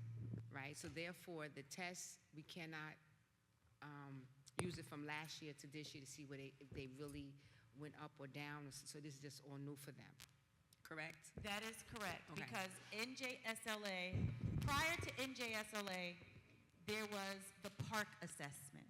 Prior to park, it was New Jersey Ask. Prior to that was Terra Nova. Now, as of April 2026, it's NJSLA Adaptive. So this is a new test that once we get the data marks, we have to use this to begin understanding where our students are at. We won't be able to compare it to last year's test because it was a different test. Okay, so now this is a test that we're going to be using from here on in? Until Or the state changes it. till We they don't get to change make it? the Okay. determination. The state informed us that this is the Okay. new test. All right, so now, each child will be going on their own level, correct? So if there is, let's say they have a problem with where they're at, what happens? Does the test stop, or do they get a chance to go back? How does that work? Because each child learns differently, and each child is on a different level. So I'm having a problem with it. You know, like if I'm doing a test, I'm having a problem. How's that kid going to get to the next level? You understand what I'm saying? I need to know this. So the state, there's a lot of very strict parameters. Mm-hmm. When a student takes a test, we cannot help a student at all. Like, that's state guidelines. And so we prepare students in advance so that if they do hit a roadblock as such, if the test doesn't work, yes, they have to figure it out. They can alert their test examiner in a moment, who may can just say, okay, go on or stop, but that's kind of it. So the students, we've been preparing them for the stamina to take a test electronically online, to understand. We also give them skills of, if they don't know how to decipher a question. So for math, it may have 3 parts to it. We give them scrap paper in there to break it down. Okay, what is the question asking? What are the computations? For reading, comprehension, break it down, stop, pause. So those are the skills that the teachers do daily with trying to prepare students. But when they sit in front of that test, legally, they have to do it on their own, or we would be sanctioned as a district. And so you said that there's no stop button. So are they learning how to stop? Or let's just say they don't stop. Let's just say they continue on. What happens? What's going on with the test? Does it stop, or do they stop it, or they just keep going? So the way that the test was ran now, it just started on Monday for 3rd, 4th, and 5th graders. They had English language arts on Monday and Tuesday. And so the test says to do, let's say there's 100 questions for language arts. We tell the students in advance that we've been preparing them, you have 2 days to do this test. So you don't try and do all 100 at once, because you're not supposed to. Right. So there's a bar on the test that tells them their progress, that says you're at 30% of the test, 40% of the test. Once we learned that, again, this is all new information that came from the state. So once we got that information, we started preparing the students. That's how we teach them to the test, by teaching them how to navigate the system. And I will say that we've gotten feedback this week, and the principals are very concerned, because they're saying that some students just went right through the test. Even though we've been preparing them and telling them, don't, stop, pause, you have until tomorrow, we are seeing our 3rd, 4th, and 5th graders, they were done on the first day.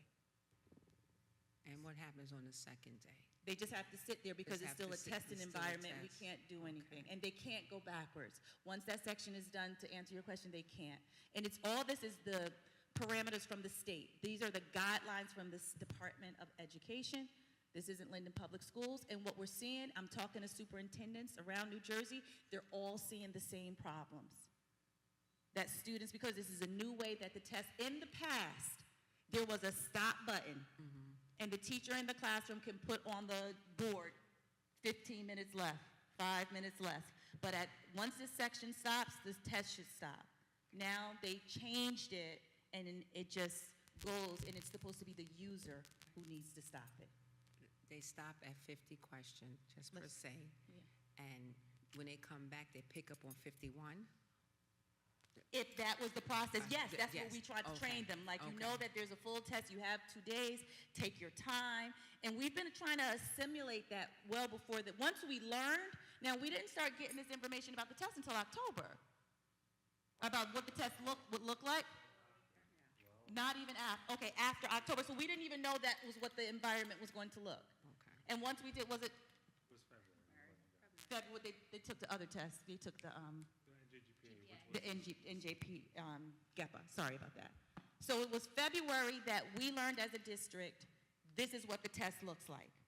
So then all of the supervisors, they met with the teachers to say, okay, this is what this is gonna look like. Now you have to start teaching the children through the way we use the computer to learn how to stop. So we have no comparisons. No. So where does that leave the kids, though? Meaning from last year to this year, how can we compare how well they did or how well they're going to do? Or is there a hiccup going on where they're struggling, and how will we know? We will not know. We don't, we have to wait until the state gives us our scores back. And now we've been, I'm sorry, you want, I was going to say, well, we do know because the state assessment is just one assessment, right? We do a lot of assessments throughout the school year, and so it really targets like where the child is and what skills we need to give instruction on.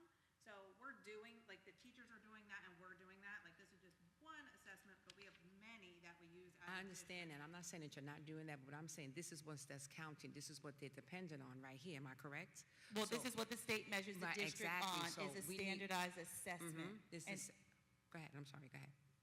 And yes, to answer your question, but this isn't the first time this has happened. Right. Every couple of years, how long have we had NJSLA? For about 5 years. It seems like every 5-year cycle or so, I've been doing it, that a new test may come out. And so then we just have to wait now. So what is it going to show is that, how did this student do? This student maybe compared to just what the standard is and the way the test adapted to their ability level. Okay, thank you, appreciate it. Okay. Yes. There are many digital supplemental platforms out there like Edmentum. Linden students are going to have a leg up on many other students across New Jersey because Edmentum has been adapted. And we've had that for 5 or 6 years now. So our students have been practicing and have been getting acclimated to this, and it's now going to mirror exactly what they're seeing on the state assessment. The Department of Ed website released blueprints of what the actual state-mandated assessment is going to look like. We all trained all of our teachers in grades 3 through 11 on what this test will look like, simulated questions, practice problems. We've embedded that into our instruction, into our teacher lesson plans, so nothing really should be new to them. We did tell our teachers, make sure you tell your students. If there are 100 questions on the test, try to concentrate on getting the first 50 done. Now, at the lower grade levels, that's going to be a little more difficult, but we're trying to kind of simulate it the best we can. That's why we're actually happy with this program, because other programs in other districts aren't adaptive. So they're going to be used to it, and we're used to looking at One more that question, then I'm done. Parents are aware of this? We've sent parent letters out immediately. Once we learned that the test was changing, we put it in the Genesis, we sent everything out. Sample questions, there's a website link too about what the test means, sample and things to do at home, so yes. Okay, thank you very much, I appreciate that. Thank you. I have 2 questions. It's more geared for, you're Richard Molino, right? Okay. I think I've seen your presentation before. Regarding with math, it wasn't this though. So what grade level would you say there's like a major decline? Like with mathematics, like what, like let's say grade 5th, like after elementary school, like do you see like where's the major decline? Statewide, we see the same trends. We see not so much a decline, but we don't see as much growth from grades, let's say 5 to 6, so elementary to middle, and then middle to high school. There's various factors that affect that. There's students that don't, make it from our elementary school to our middle schools. They go to maybe another school after that. The transient rate, let's say, up at the high school. So various factors like that. But as far as combating something like that, something to really think about is to look at the state average scores. There's a reason why the state decided to go with a new company. We used to use Pearson, the state we're saying, for NJSLA. We're now using Cambium, or the state is using Cambium. They made the test adaptive for a reason. If you look at the statewide average scores for grades 3 through 11, you're going to see that there is no math score like above 55%, let's just say, or 58%. I don't care what grade level, the state average. Now, unless you're talking baseball, anything on an average of 50%, 30%, you're failing. But according to the state, that's our state average. So I think that's why the state decided to make changes, knowing populations are changing, districts are changing. So I think we're going to be in a very good position based on the fact that we've had this program in place for a while. I understand what you said, but I don't think you understand my question. Like, so let's say the gap, I'm trying to bridge the gap between like where kids find it more difficult for them to, with mathematics, like where's the major decline? So is it from elementary to middle school? Yes, If so, what fifth type of into support sixth do they grade. receive? When we get our test scores in state average, fifth grade into sixth grade is a large decline, as well as eighth grade into ninth grade. Okay, is there anything like that's available for the students, like for student support for them because of that? One of the things, we're using this with fidelity throughout our district. I mean, again, this is not our core program. This is a supplemental program. We have our initial curriculum, our initial resources, our main resources that our teachers use. And listen, you can have the quote-unquote best supplemental program on the market. You could have the best quote-unquote core resource program. It's going to come down to really your teacher. That's really what's going to make the difference. You are the director of mathematics. This is why I'm going to ask this. As far as like to combat math regression, like during the summer break, winter break, spring break, are there any programs that are like tailored options like for the students, like when they're struggling with math? I know that students can struggle during the breaks with math and reading, but it seems like with research it's more math. So are there any type of like anything available for the students when they come back, let's say, from the breaks? Aside from what we're currently using, I'm not speaking about state exam. I'm speaking like them when they come back from the breaks. Is there anything tailored to the students so this way they could get back on board as far as like from what they regressed with math? yeah, I mean, when the students, in other words, this presentation not so much on the state standard, this is on the Admentum program. So the resources embedded in this particular program, not when they're just taking the benchmark, but how teachers are utilizing the data and providing specific assignments for specific standards that they know each individual student in their classroom. They have specific data on all their students, on all the standards, on all the strands, on what, my child's weaknesses. I want to know from my child's teacher, what is their weakness in math? This program will give them that information, and that's what they should be targeting during their small group instruction. So there's really not something we want to purchase to say, take this book home or take this program home. It's going to be a fix, a Band-Aid, so to speak. But I also want to include what I'm hearing you ask. What else can parents do at home during breaks in the summer to help students with their skills in Exactly. math? Like for example, my fourth grader, he might struggle with fractions and decimals. So I know, but maybe other parents don't know, and the communication between let's say the teachers and the math teachers and any teacher really, but let's say since we're speaking about math, the teachers and the parents, like just bridging that gap as far as the communicating with them in order to help them, the students. Is there something that could be implemented? And is it by chapter still, like there was the parent letters and the information? Oh, absolutely. Yeah. So our curriculum, this isn't our curriculum, this is just a benchmark assessment, but our math curriculum has a parent component. And those resources are sent to parents through Genesis, through Classroom Dojo, to provide them with an understanding of what math can look like. Now, we can't mandate parents to do anything on a break because that's for them, right? And I hear what you're saying, but the resources are there.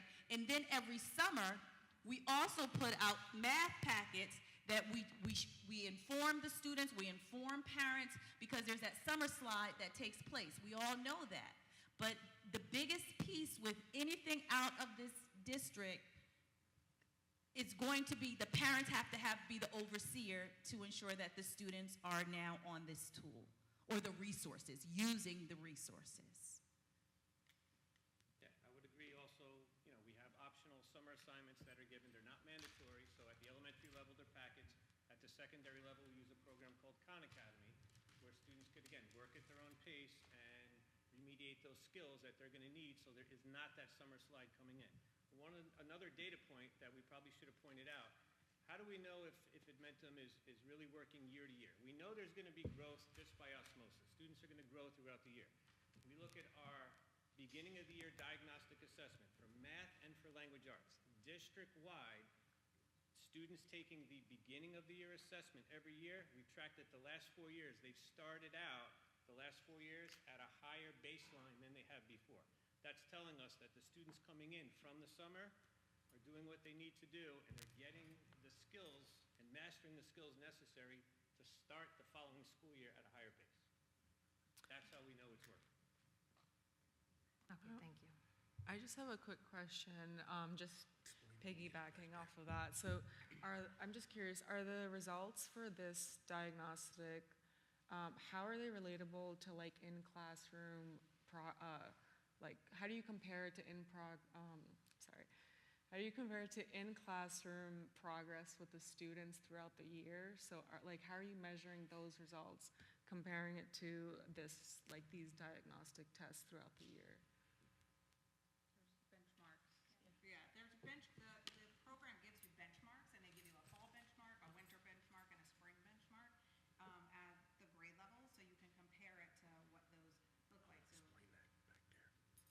Yeah, because like, so these, like, I just think these results are like a little broad, so I'm just wondering like, Ms. Cintron asks like, you know, some of the students that might be like outliers, they might be in the weak correlation, so like, how are we measuring those students and sort of tracking that throughout the year so we can compare it like year to year? So I want to be clear that I hear what you're saying, right? And I want, when we use these words as benchmarks or diagnostic, what does that really mean? Yeah. It says in the state of New Jersey, a district has to have a measurement tool to see students' growth, and they have to take an assessment 3 times a year. They have to take it in the fall, they have to take it in the winter, they have to take it in the spring. And then and that assessment is going to be aligned to state standards. We don't use that assessment to put on a report card. The daily curriculum, the classroom assessments, what teachers are seeing students do from take a test here, read this. That's how we measure the growth of a student. This benchmark assessment gives us that broad view too as a district. As Mr. Molinaro said, 2 points. If I'm looking at how you tested last year as a 4th grader, I'm now able to see how you tested in 5th grade. I'm able to see how you tested in 6th grade. And we can say that you've been making growth, right? So we see district-wide results like that. We also see from this assessment too, again, well, in alignment, and this is where that correlation is, the more that students are mastering skills, because that's what it is, it's skill-based. Standards are skills, right? Like you learn to do comprehension, you learn to do, give me another term. Phonics, and those are different skills. The more students are exposed to those skills and they learn those skills, they'll perform higher on a standardized test. So because this is just a small chunk, but this is what we have to have as a district to show a benchmark as that we are, all students are provided an opportunity to test, and then we're able to see where our strengths and weaknesses based off of standards. Gotcha. So there, yeah, that's what I was just wanting to clarify. There's a track of each student, obviously, Yes. and as a whole, these are the numbers as broad as like for each school or whichever like group everyone would fall into. Thanks. And I'll give you the floor, but what happens too is that the state tests that we take now in April and May, when we get those results back, that's just a small snapshot. What if that student, and again, I was talking the other day to board members, if a student has allergies or if it's hot, and you just don't test well, that test is just going to still count. But if we see what that student did over 3 years and we saw that progression, we know that that student has the skills that's necessary. And that's what benchmark assessments provide us. Yeah, no, that makes sense now. Thank you. I have some questions. Please. Yes. You said we use in Edmonton for the last 5-6 years. Is that correct?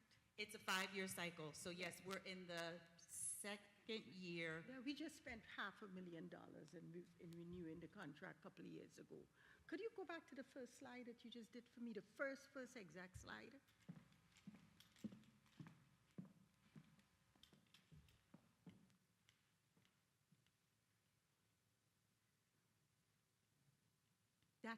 That's it. Help me to understand. You guys said students do 60 minutes a week doing Edmonton. Is that correct? Yes. So that mean every student is doing 10 minutes a day on Edmonton, or 12 minutes a day, because 60 minutes a week, 5 days a week, is 12 minutes a day. So could somebody explain that to me, please? I can certainly try to. So for reading, anyway, we have an 80-minute reading block. And we've broken it down into there's a whole group part of the lesson where the teacher introduces the concept, and then the students break up into small group workstations, and then the teacher pulls a small group for instruction, and one of those workstations is Edmonton. So then this is inaccurate then. Because if this is inaccurate, listen, when I came here today, what I expected is to see scores for the last 3 years. We have spent almost $1 million in this training.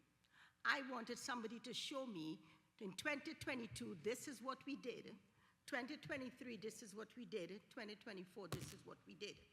Math is, when you're dealing with this, with the only way you could measure anything is based on scores. Isn't that correct? All right? And how it is relatable. But now, when I see 60 minutes a week on Edmonton, I need, like you were just explaining, a day in the life of Edmonton. And from the time I saw that, I couldn't even understand how it works with 60 minutes a week. The next question I want to ask is that I'm sure there are other school districts that do in Edmonton. Have we ever spent the time to compare the Edmonton with similar school districts and how these districts, the school districts that are using Edmonton compares? For example, there is Elizabeth right down the street. There is Rahway right up the street. Both school districts are doing better than Linden.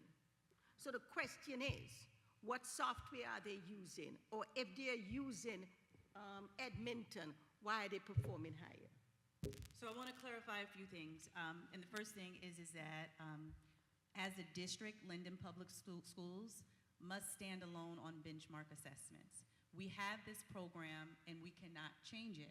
We have to get the data points from Edmonton to see where there's growth. I disagree with the comment that Elizabeth and Linden, I don't have their scores in front of me, but we presented, and if I have to pull up my I presentation. could give you the scores. Well, hold on, let me. But you brought up scores. Okay, give me 1 minute, You brought please. up scores. I could give you scores. Well, Dr. Berghammer, yes, what I wanted to say is that it's very clear. I want to be clear, I'm hearing what the board is seeking from a program that is mandated that we use. That when we get the data points, the metrics are clear. It tells us student usage. It tells us the student growth. It tells us the skills that they're strong in. It tells us the skills that they're weak in. We then have our teachers meet with them to provide them with the resources so that they can continue with the curriculum materials. So if Rahway, Elizabeth, or any other district is showing different results, I do not believe it's going to apply with what we have here in our district for the needs of meeting our students. Our teachers meet with our students, they know what their scores are too, and it provides them with, oh my goodness, I now know how to do the fractions that Ms. Pino said, because that was one of the skills that they had to learn and that they use the exact path. I also want to clarify too in this comment where it said, in this slide, where it says 60 minutes per week during center time. Center time is over if it's an 80-minute block, how long are they in the centers? They rotate, so it's like. Just the whole time of the block of a center till they're done. 40 minutes, they'll do 2 centers in 40 minutes. 2 centers, so they may be on Edmentum for 40 minutes. No, they wouldn't. They'd be 20 minutes and then move to something else. 20, that's what, okay. So 20 minutes, then it may not be please, every so day. please, Dr. Perkins, I want to hear from them, please. Oh, I want to okay. hear from the people, yes. All right, so you want to Yes. explain it? Yes. Because the Could way you it's not- explain I to see me, what you're could you saying. explain to me a day? I want to know a day, how does a student day look like using Edmonton? And I guess one of the teachers who are actually teaching could explain that. I want to understand Can you it. give an example of what it looks like in what grade you want? What grade do you want to look at? Well, the thing is, though, the reason why I want to understand, okay? Guys? We'll do language, yeah, man. Yes, the reason why I want to understand what's going on. From the first day I took this job, everybody knew there is 2 things I've always been concerned about. One is test scores, and the next is scholarships. Everybody knew that from day one, anybody who knew me. And every single year, people don't know, I don't talk about it much, but at the ending of every school year, what I do is that I look at how well Linden is doing when it comes to test scores and performance. And I could tell you, based on the last 3 years, our test scores have not gone up. Our English language have stuck between 30 and 32 in the last 2-3 years, according to the state of New Jersey. Our math have not gone up. It's always been between 12 and 16. So the point is that we are spending all this money, and I know that Edmonton is one of the software chosen by different schools. It's not mandated. It's just one of the selected software that is used.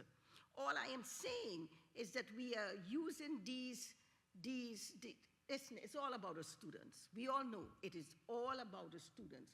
We are living in a very, very, very competitive world today. We have to make sure that our students are ready to compete on the world market. It's not about us. It's not about how great a presentation is. It's about when it deals with students, information have to be extremely precise and factual. All right, this is what we understand. You have to stick to the facts. Simply being, you come to me to do a presentation. You sit and you do this presentation, it looks good. But I want to see the test scores for my students in 23, 24, 25. I want to see if it's working. All right, because we're spending all this money on professional development, all the different things we're spending on. But the scores still remain the same. Why is this occurring? If anybody could answer that, I would like to know, because right now, our reading is at 31, and our math is at 16. Why is this? And this has been so since I came on the board. Okay, thank you for clarifying a few things that we can assist with. And I want to clarify, Dr. Berghammer, when the test is taken in May, we get our results back in August, and then we have 60 days to present to the board, in which we presented to the Board of Education in October. And it did show growth. It did show that in certain grade levels that there was growth. And we are very proud of the growth that was made. And I believe you even said congratulations in one of your reports at the time that you acknowledged to the district, job well done. Do we have areas of improvement? Absolutely. We've seen on the national level that since the post-pandemic era, students are not coming in and putting the stamina into testing. And so those results are low. But do we see growth? Absolutely. And if you have to pull up the presentation, we can. You have that data on you now. You can speak to it. It's on our website. It's been on our website that shows exactly where we stood. And so the second piece that you spoke to is, what does it look like in a classroom? Yes, I would like to Right? really know what it looks like. And let's pick a 4th grade, if you can speak to it, and maybe a 7th grade or 8th grade, and we could do language arts and math. But I also hear you speak to money. And I know that your commitment is to ensuring that we have the best program for our students. Edmentum was purchased. This is the second cycle of a 5-year contract. Yes, Is that what you're telling me? The first time Okay. we spent $350, the second time it went up to $500,000. So because we're binded by a contract, right, John? We can't make a change to a I didn't program. ask for the- about, I but- didn't ask about a change. I know that we bought it. I objected it the first time because I did not think it was working the first time. And I know that I was one of the person who possibly voted on it. But for the first time when it was a renewal, I was unhappy with it because I did not see we were moving in the right direction. Listen, again, as I said, I understand. And listen, guys, I think all you guys are really passionate about what you do. You go up there, you give your presentation. But at the end of the day, right, as you said, I even congratulate you. But then when I pull up the state scores and I see we still at 16 and I see we still at 31, I want to cry because we stuck there. Because it looks like smoke and mirrors. I'm seeing one thing, but what you get on the state's website is the real. This is the real thing. So then now I'm saying, what is going on here? Why is it looking good there and it's not looking good here? I think there's several pieces that, and I want to make sure that we give you the time to talk about the classroom. But at Linden Public Schools, we do see that there is a need for improvement with language arts and math. We did a lot of everywhere.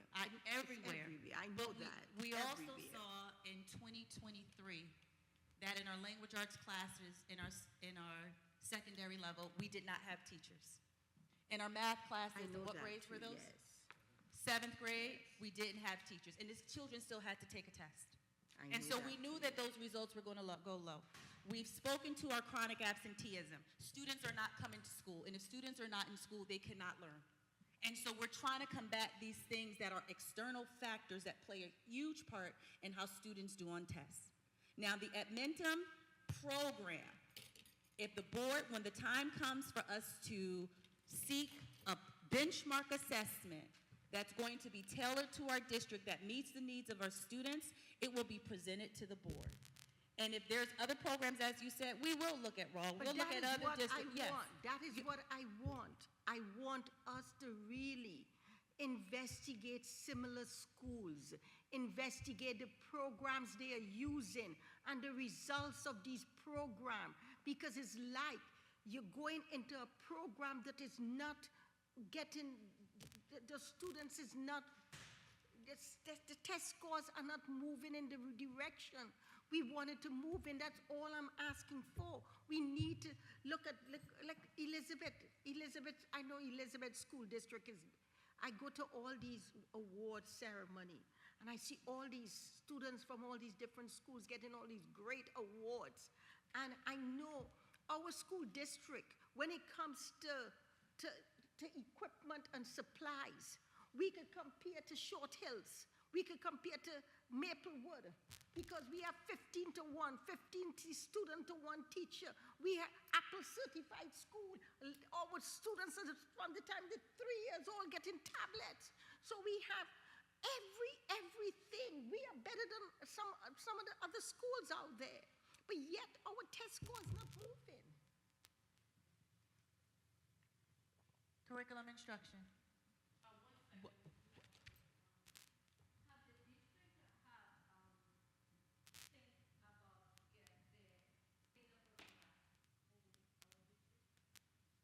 Have we thought about getting Singapore math? Yeah.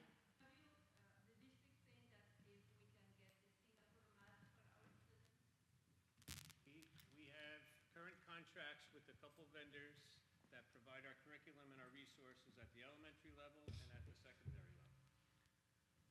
Those contracts range from, right now, it could be at the end of a 5-year cycle, it could be the beginning of a 5-year cycle, for example.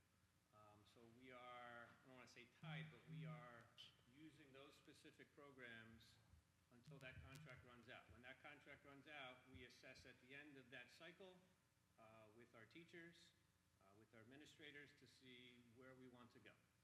We look at multiple facets of each program, how it's going to impact all of our learners, multilingual population, special ed population, manipulatives that it comes with. It also has to talk, so to speak, to our digital platforms and our hardware and our software. We looked at a program a few years ago that we really liked, and it was not compatible with Apple products. And if it's not compatible with the hardware and the software, it will not will not work with all of our student systems. So there's a lot of factors that is involved. Mr. Molino, how long you've been the director of mathematics in Linden? Since COVID started. Tough year to come in. Sorry? 2019?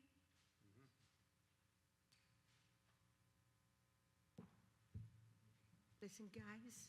Let's talk, oh, you wanted to class Listen, management? guys, listen, I just want you to know, I really, really appreciate the work you guys doing.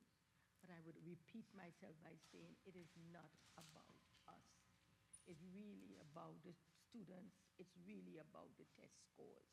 And all I am asking us is that we have to keep it real with our students.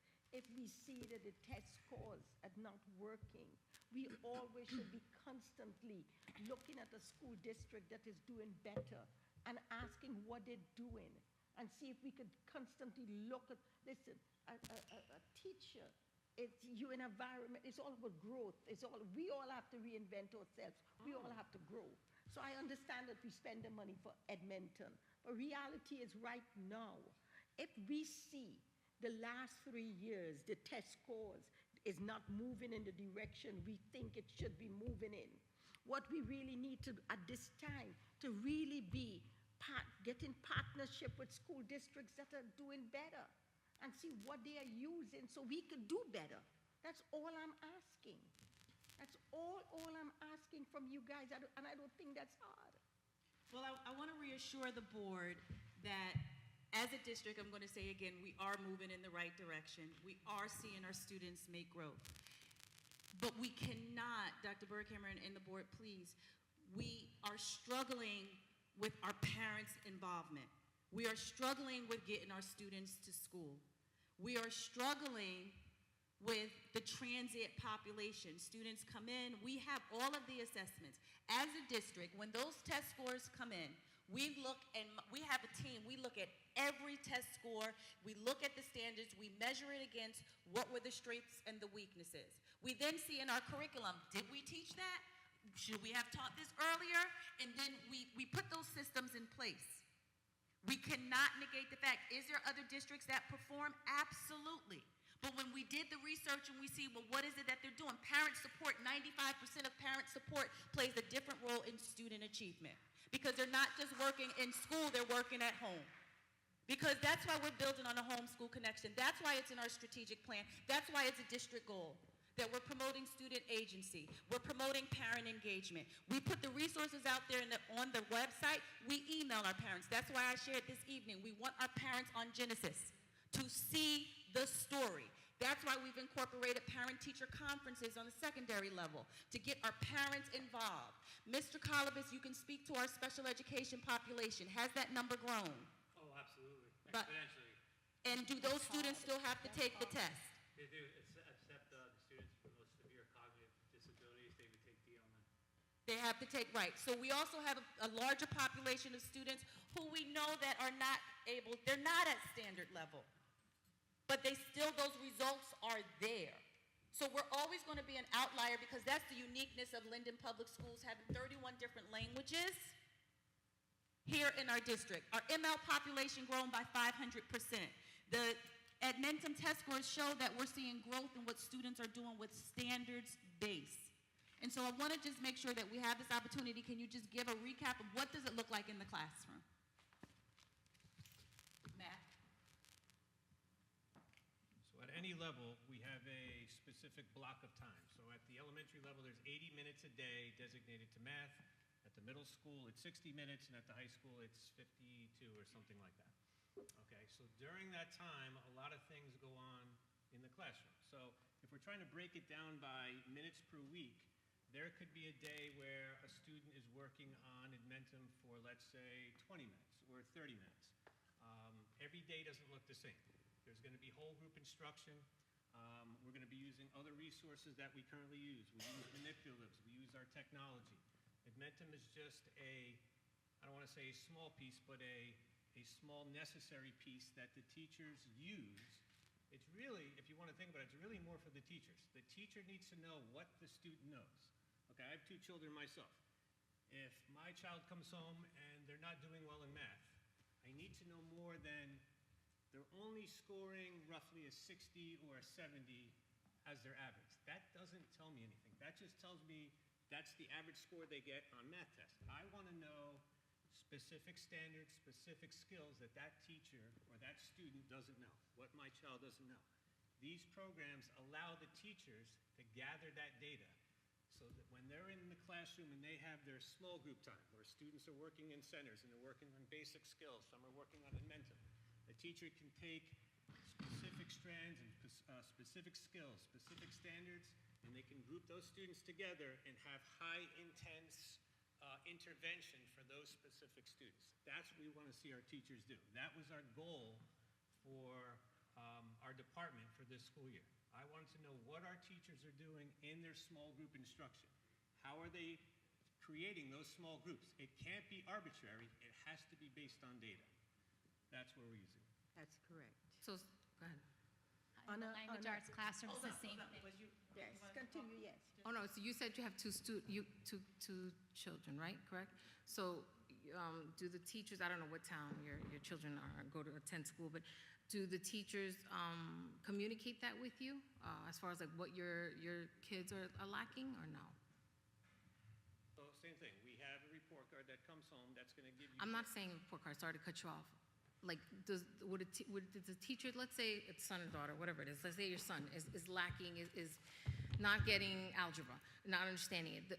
Do you have like the communication? That's my whole point tonight is like bridging the gap. Since we're saying that other towns are doing better, correct? And then you're saying that parent involvement. So it seems like the parents in Elizabeth or the parents in Broadway are more involved with their children than Linden because we're talking test scores. So does the teacher of your children, do they communicate your child's weakness? That's the question, and that you're not answering tonight. I'm going to say in some cases just as well as some of our teachers, in some cases not as much. What I want to know from my child's teacher is if they're not doing well or they're doing whatever performance they're performing at, show me some data that's backing this up. Besides handing me a couple quizzes and a couple tests, give me some data throughout the year to show me that my child is performing here, and at the very end of the school year, when they take the state assessment, what you're projecting that score is going to be, and what you're doing throughout the day to intervene. Okay. Thank you. So in the language arts classrooms, I could speak to your question too. Implementing at the secondary level parent-teacher conferences, all that information is shared, and at the elementary level as well. So our teachers have data meetings with us, and they also meet with the coaches at the elementary level, and they have a profile sheet. And on the profile sheet, Edmentum diagnostics are a part of it, as well as Dibble's data, as well as reading scores for DRA. So there's all the different assessments that the teachers have to meet with either coaches or myself and Jen, and we meet and we talk with them about where students are and ask those questions. How are you meeting the needs of the students? Edmentum does give us a form that has student levels on it, so it shows us the numbers, and it would be, below, approaching, meeting, and exceeding. And it's color-coded, so when they take the diagnostic, like you were speaking to, you can see where students fall. Now it's the job of the teachers and us to work together to find and meet those students where they are and meet their needs. So you asked about center time. That would be when the students, so in an elementary classroom, there could be 30 to 40 minutes of center time. So whether they're in their center for 15 minutes or 20 minutes, they're working on their learning path, where they need, what skills or lessons or standards that they specifically need to master or work on to help them do better in school. And I want to add in that moment, when you're thinking of a fourth grade classroom and we're talking about centers, students may be on the computer doing Edmentum. Students may be over here sorting. Another group of students are sitting with the teacher, strategically looking at, this is what you're doing, practice this with me. That's why we have center time too, because it's a small group time for the teacher to teach to the skills that the students came into the classroom with. So you're saying that a class is about 40 minutes? About the it's a rotating. Yes, and then how much instruction time would be in that class? How much physical instruction time? Because two questions, I don't want to be getting too late here, but how much instruction time do we have for regarding the training? for Admentum. Yeah, for the So teachers' the whole group instruction time is part of that 80-minute block. Just 30 minutes is center time. So it's 2 centers a day. So, and it's a rotating basis. A timer will go off, the students will be in an Admentum center, but then they'll move next to independent reading center. So it may just be, they have 2 centers a day, but they're rotating through, and they are getting instruction, whether it's from the teacher or from some sort of differentiated learning that they need in small group or in the center. Okay, ladies, listen. Yes. Yes, please, yes.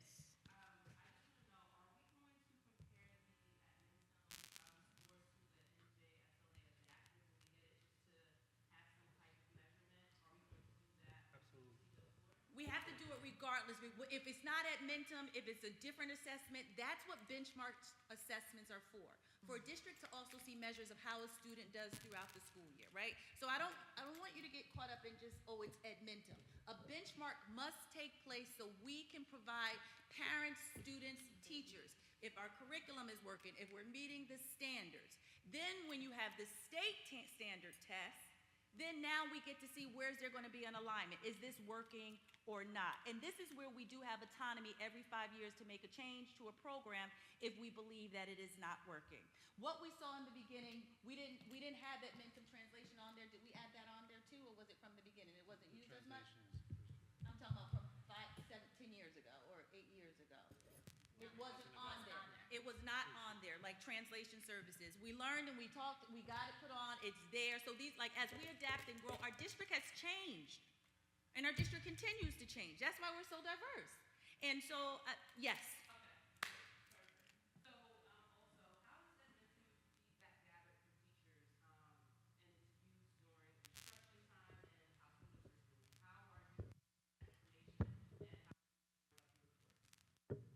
The report, it comes out, it's digital. So we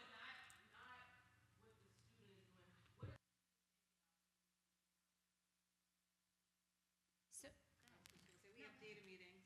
You can speak to secondary, but we have data meetings with the teachers, with the coaches, and with myself. Like I'll do a data meeting too with the teachers by grade level. Usually I break it down to K to 2 and 3 to 5, and we discuss like how the students are progressing, and I put the data up by school, by grade level, and we have those discussions, and then we talk about like how can we solve some of the problems that we see. Because Admentum does give a report. I think that was a question asked earlier. Like a teacher can see their class, and they can see all the skills for that grade level, and it shows what grade level that child is actually at. So if you have a 4th grader and that they're struggling with phonics, it will tell you they're struggling with phonics and they're really on a 2nd grade level there on their foundational skills. So the teacher knows to pull those kids and work with them on those skills in small groups. Does that answer your question? But are the teachers saying the mathematics part of it is not working, you're not measuring correctly, or the ELA portion, is something wrong with it? Like, are there this They aren't saying that. I would say if I would say the positive things that they say is it adapts the instruction, and it's a tool and a resource to allow students to practice skills that they're lacking. But I would say if they had a complaint about it, it's hard to get the time in that's necessary sometimes to see the amount of growth. Like Admentum, one of the reasons like for the ELA that we tier, that is because we can tell, like if we're doing after-school tutoring, we can tell the tutors, this kid needs more time on Admentum, because it tells you if you do more time, it can actually catch the student up quicker. So I think that is a challenge, not having enough time. Thank you. No, let me ask you. Is it possible that we're not seeing growth in our state testing because we are testing multiple populations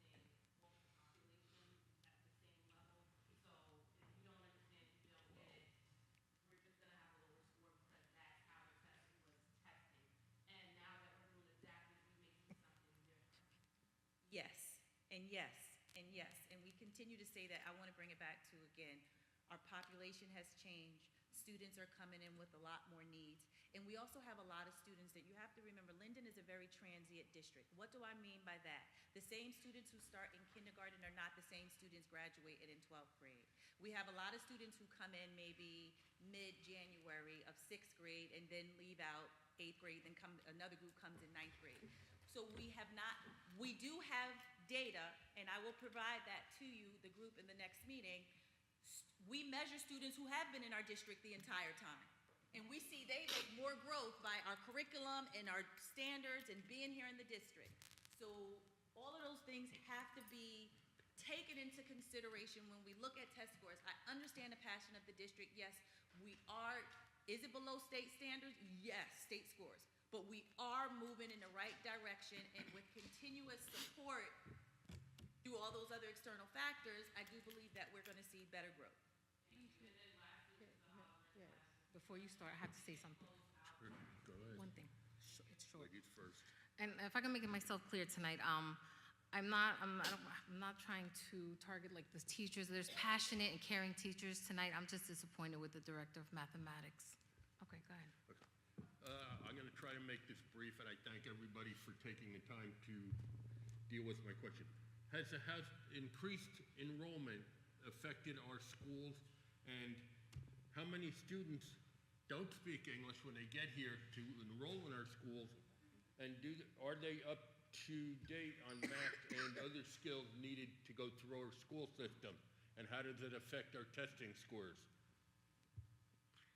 Exactly what you said. We have a large number, I don't have the data in front of me of how many students come in, our ML population, students come in with multiple language. We have students who come in from other countries who may not have had a formal education at all. So we have programs from our multi-language department. We have programs in place to help those students play catch up. We have students who come into the district and may not speak any English. If they come in tomorrow, they still have to take the test. Yes. And those scores, so yes, we have to test everyone because it's mandated. So we do have a large number of students who don't speak the language or who just don't have those skills, but yes, they have to sit and take the test. Okay. Dr. Perkins, to save a little bit of time, you can gladly give me the information at the next meeting. Yeah, could you give us the test scores for the last 8 years? We would like to see the progression of Edmonton, how it worked, and the test scores for the last. Malaysia, I just want to say this quickly. On a positive note, guys, on a positive note, okay? I don't want to be no Debbie Downer. When you look at the test scores, the school that has been performing the best in our district in the last year or two, believe it or not, is the high school. The high school, there are 451 high schools in New Jersey. The high schools is about 251. They are the 50% margin when it comes to the SAT scores. Our average SAT scores is 1080, which means our students are doing extremely well on the SAT scores. When it comes to ACT, the students are also doing extremely well. They're scoring an average of 22. So I don't want it to look like we're doing bad all around. The high school is showing signs, it's moving in the right direction. McManus is doing a little better than Seoul Middle School, but when it comes to the elementary schools, our 3 progressive elementary schools is School 10, School 9, and School 5. They're doing extremely well when it comes to the state of New Jersey and performance. So overall, we ain't doing bad overall. It's just that our elementary school and our middle schools are low functioning. I just want to say really quickly. I think we need to have a follow-up meeting for this, to be honest. I just want to say really quickly, more data is good from a technology perspective, so thank you so much for spearheading this, because the more we know about our students, the more well they will do, so thank you. We gotta go, yes.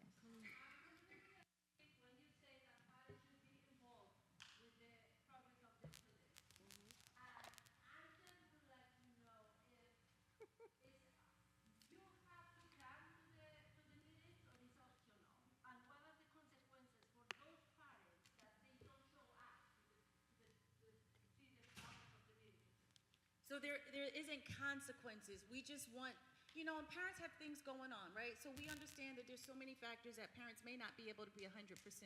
What we're asking for parents is to partner with us and to have their children in school on time, and then just to be a partner. And if you have access to Genesis and you can look at it, we bring parents in all the time to just talk and say, okay, this is what your child is doing. We celebrate the strengths and we help out with the weaknesses. But then when we can't get through or that communication block is there, then the child is the one who is limited. They don't have the resources, right? And so that's what we're just trying to bridge that gap. We're doing a lot of different ways to help push that forward, and we're not going to stop. We're not going to stop. We believe that our teachers, and again, are there frustrations with any program? Absolutely. Because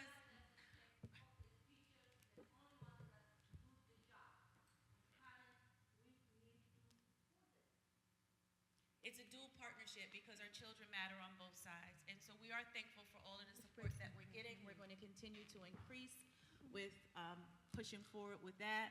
I want to just end on this, and I want to make sure the board is clear, is that Admentum is just a program. It's not our curriculum. It is a piece.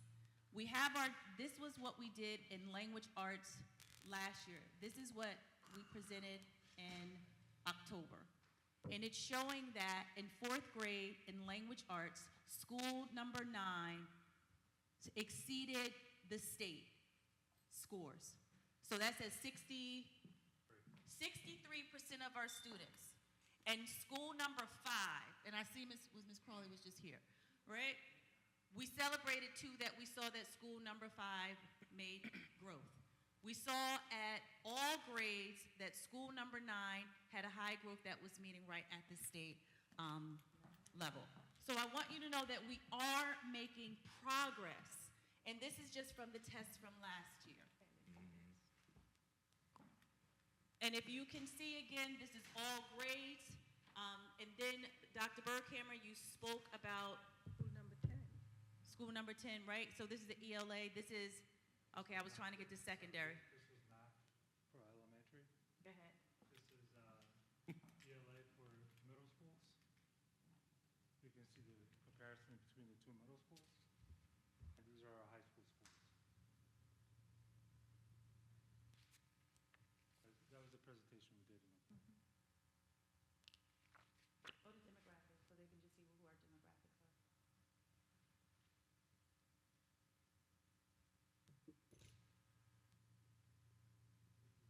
Past 3 years. We see growth in all demographics over the past 3 years.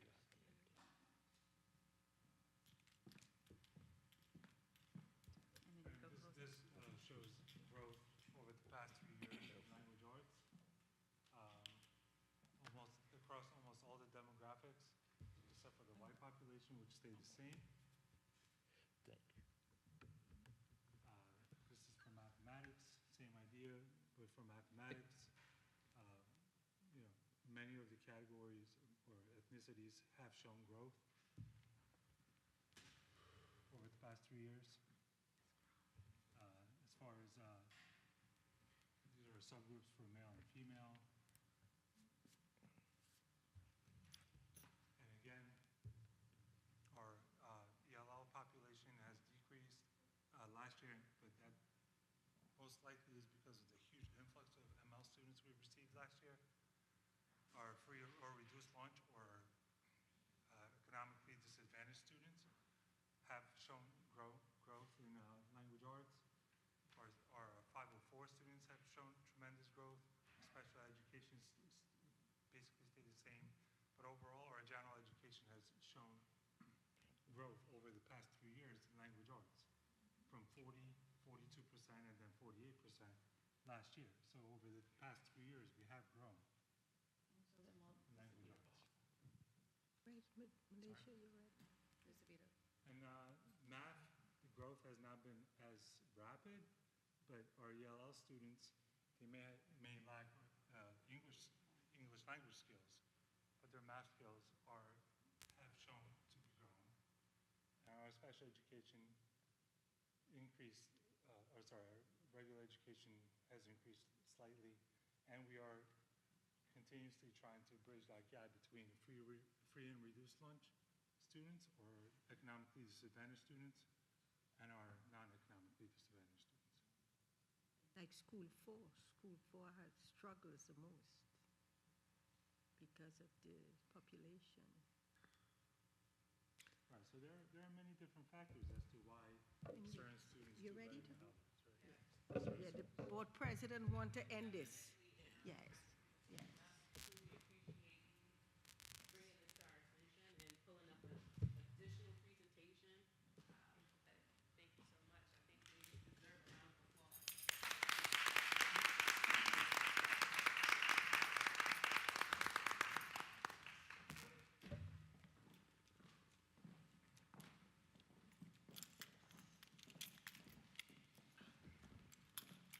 I'd like to thank again all of our directors and supervisors for being here.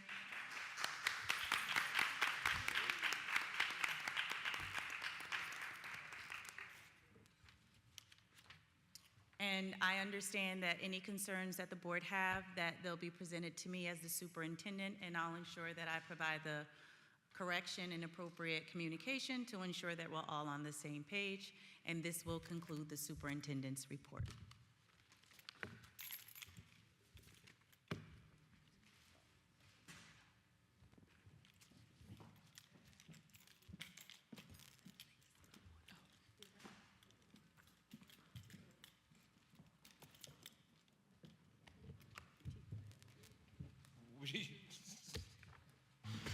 At this time, that concludes the superintendent's report. Ooh, wait, I thought it happened. We're gonna move on to the education report. Okay. Good evening. The Education Committee, upon recommendation of superintendents of schools and assistant superintendent, presents the following motion to Linden Board of Education.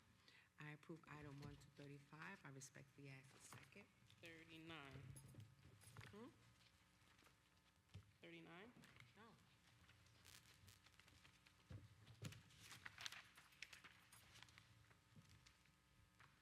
Oh, 39, I'm sorry. Yes, 39. Second. Huh? Any discussion? Second. Roll call. Ms. Cintron. Yes. Mr. Holleran. Yes. Ms. Kalia. Yes. Ms. Pino. Yes. Mrs. Ulisse. Yes. Ms. Armstead. Yes, but I would like to recuse myself from item 8-18, but yes, to all other agenda items. Dr. Berghammer. Yes. Mr. Campo. Yes. Ms. Thomas. Yes. Moving on to the Buildings, Grounds, and Securities report.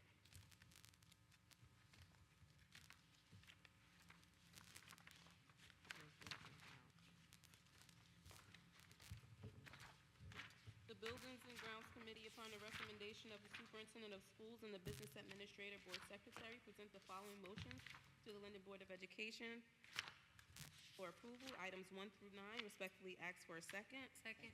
Is there any discussion? Roll call. Ms. Cintron. Yes. Mr. Holleran. Yes. Ms. Kalia. Yes. Ms. Pino. Yes. Mrs. Ulisse.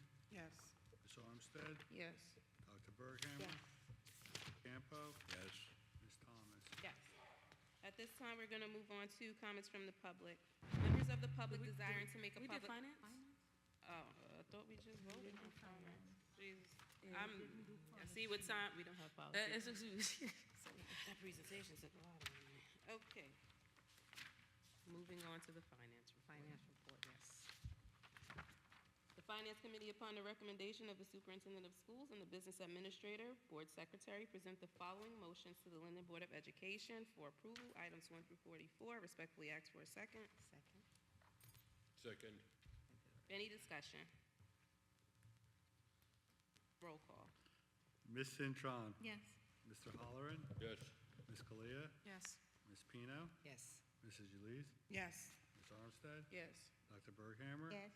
Mr. Campo. Yes. And Ms. Thomas. Yes, and we don't have anything for planning and policy for this meeting, so now we will move on to comments from the public.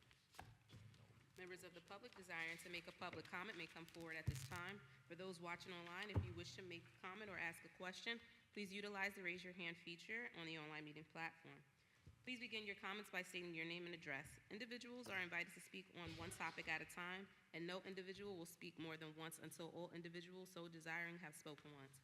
The public is reminded that to ensure the efficient and orderly operations of the meeting, members of the public will be limited to speaking on agenda items for 3 minutes.